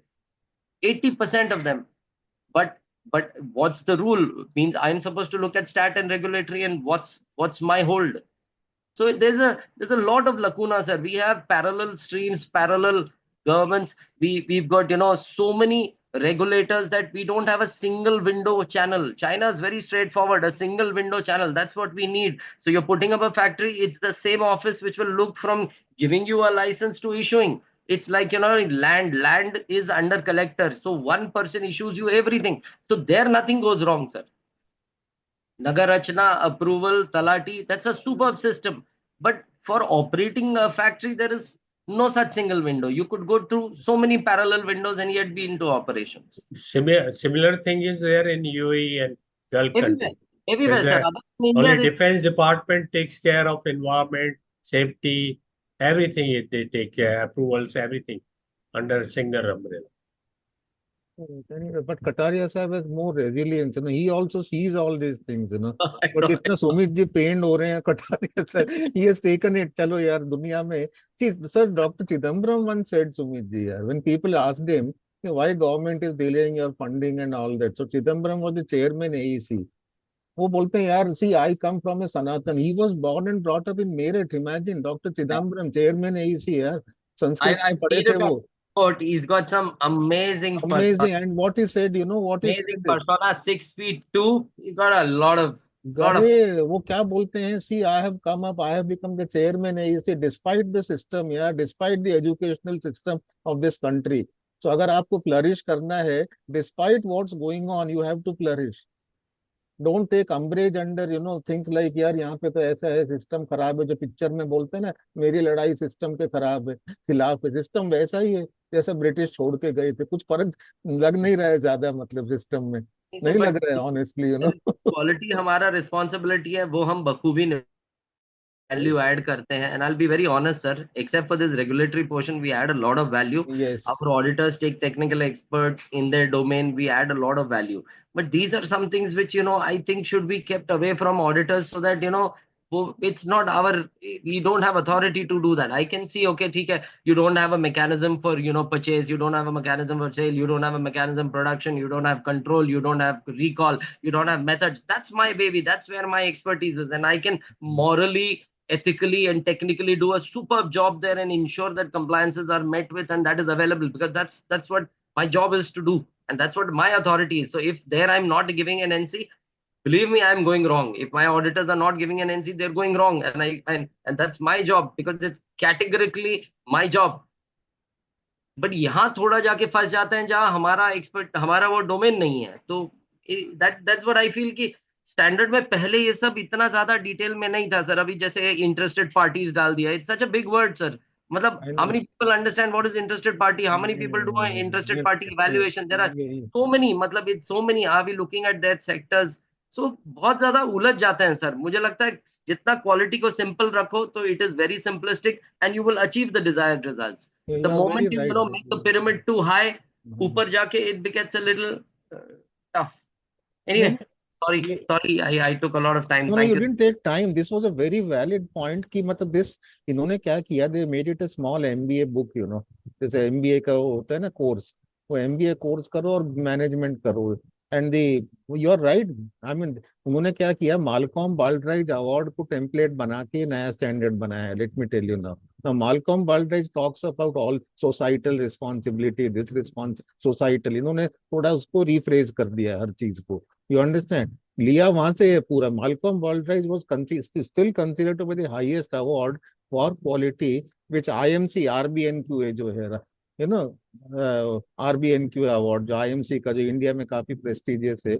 तो वो भी उन्होंने, that is a complete template of Malcolm Baldrige only, you know. I know. तो You're ISO को on their उन्होंने panel also. Correct. So basically ISO 9001 में वो सब खिचड़ी बना दिया इन लोगों ने, और प्रोडक्ट के ऊपर से जो था ना, जो फोकस था कि product regulatory requirements related to the product and all those things. तो एनीवे टुडे मतलब, पर I think I can assure you by saying that with all this experience of 4 decades and all, जो भी vendors हमने देखे हैं which have been audited and certified by other CBs, and Jazzin's qualified CBs, your audits are rated the best audits. Your CB is rated one of the top CBs. But we really take very crucial care, sir. We've got, superb auditors, couple of them are on this panel only, Anandji and Manishji, our best in terms of typically. Smita ma'am, she's an amazing auditor. They've got so much insight, so much value that they add together to a client. We actually do our jobs with a lot of passion, sir.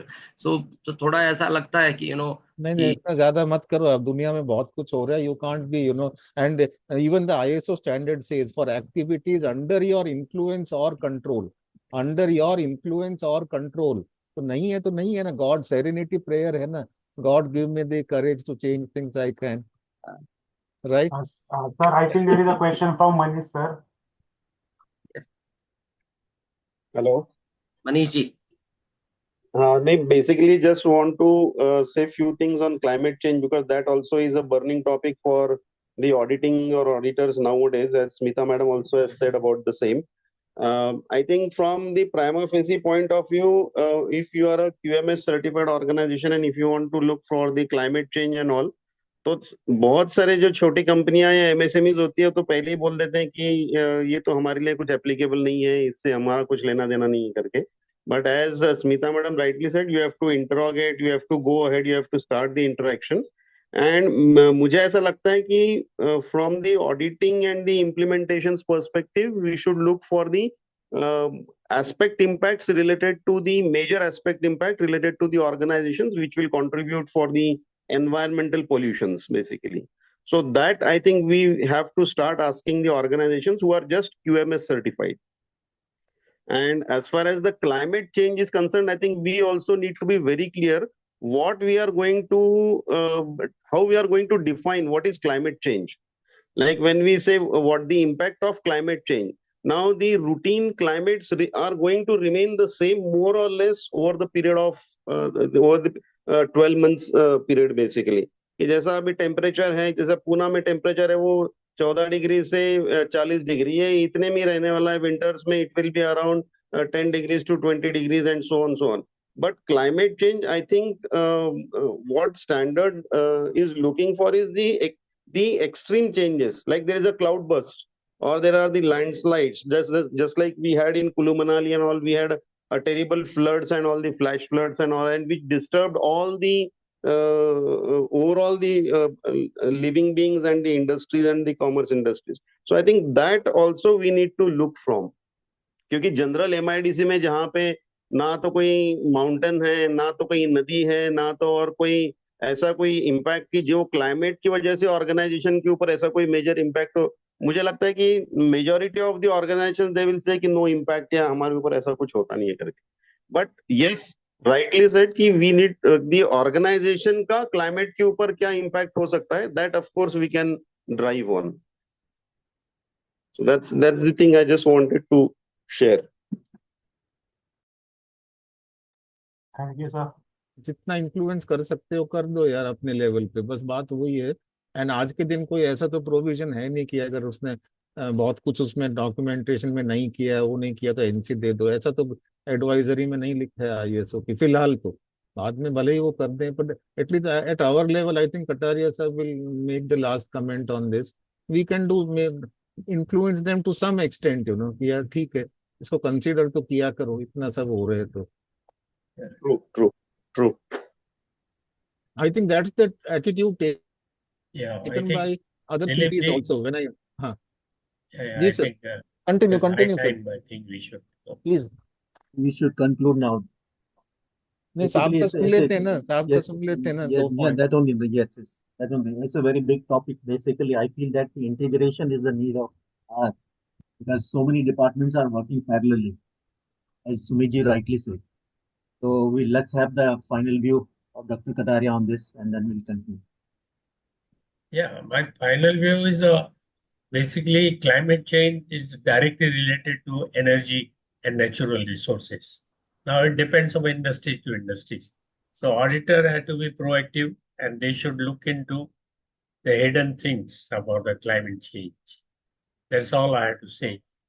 And it is a good, we had good discussion today. And I'm sure our auditor who are attending, they will take care of those natural resources, energy. Basically, it is energy related to energy and natural resources, how that is affecting. Even your mining or even nuclear, of course, is very safe. It doesn't have much, but in case of any holocaust, then it can affect very largely. So that's all from my end because time is over. So let's back to Dilip ji. Thank you. Thank you. Yes, thank you for all the participants. Had a Thank- beautiful discussion. And now over to Evo. Yes, thank you so much, sir. Thank you all the panel members for the wonderful discussion. So it's now to wind up our today's session.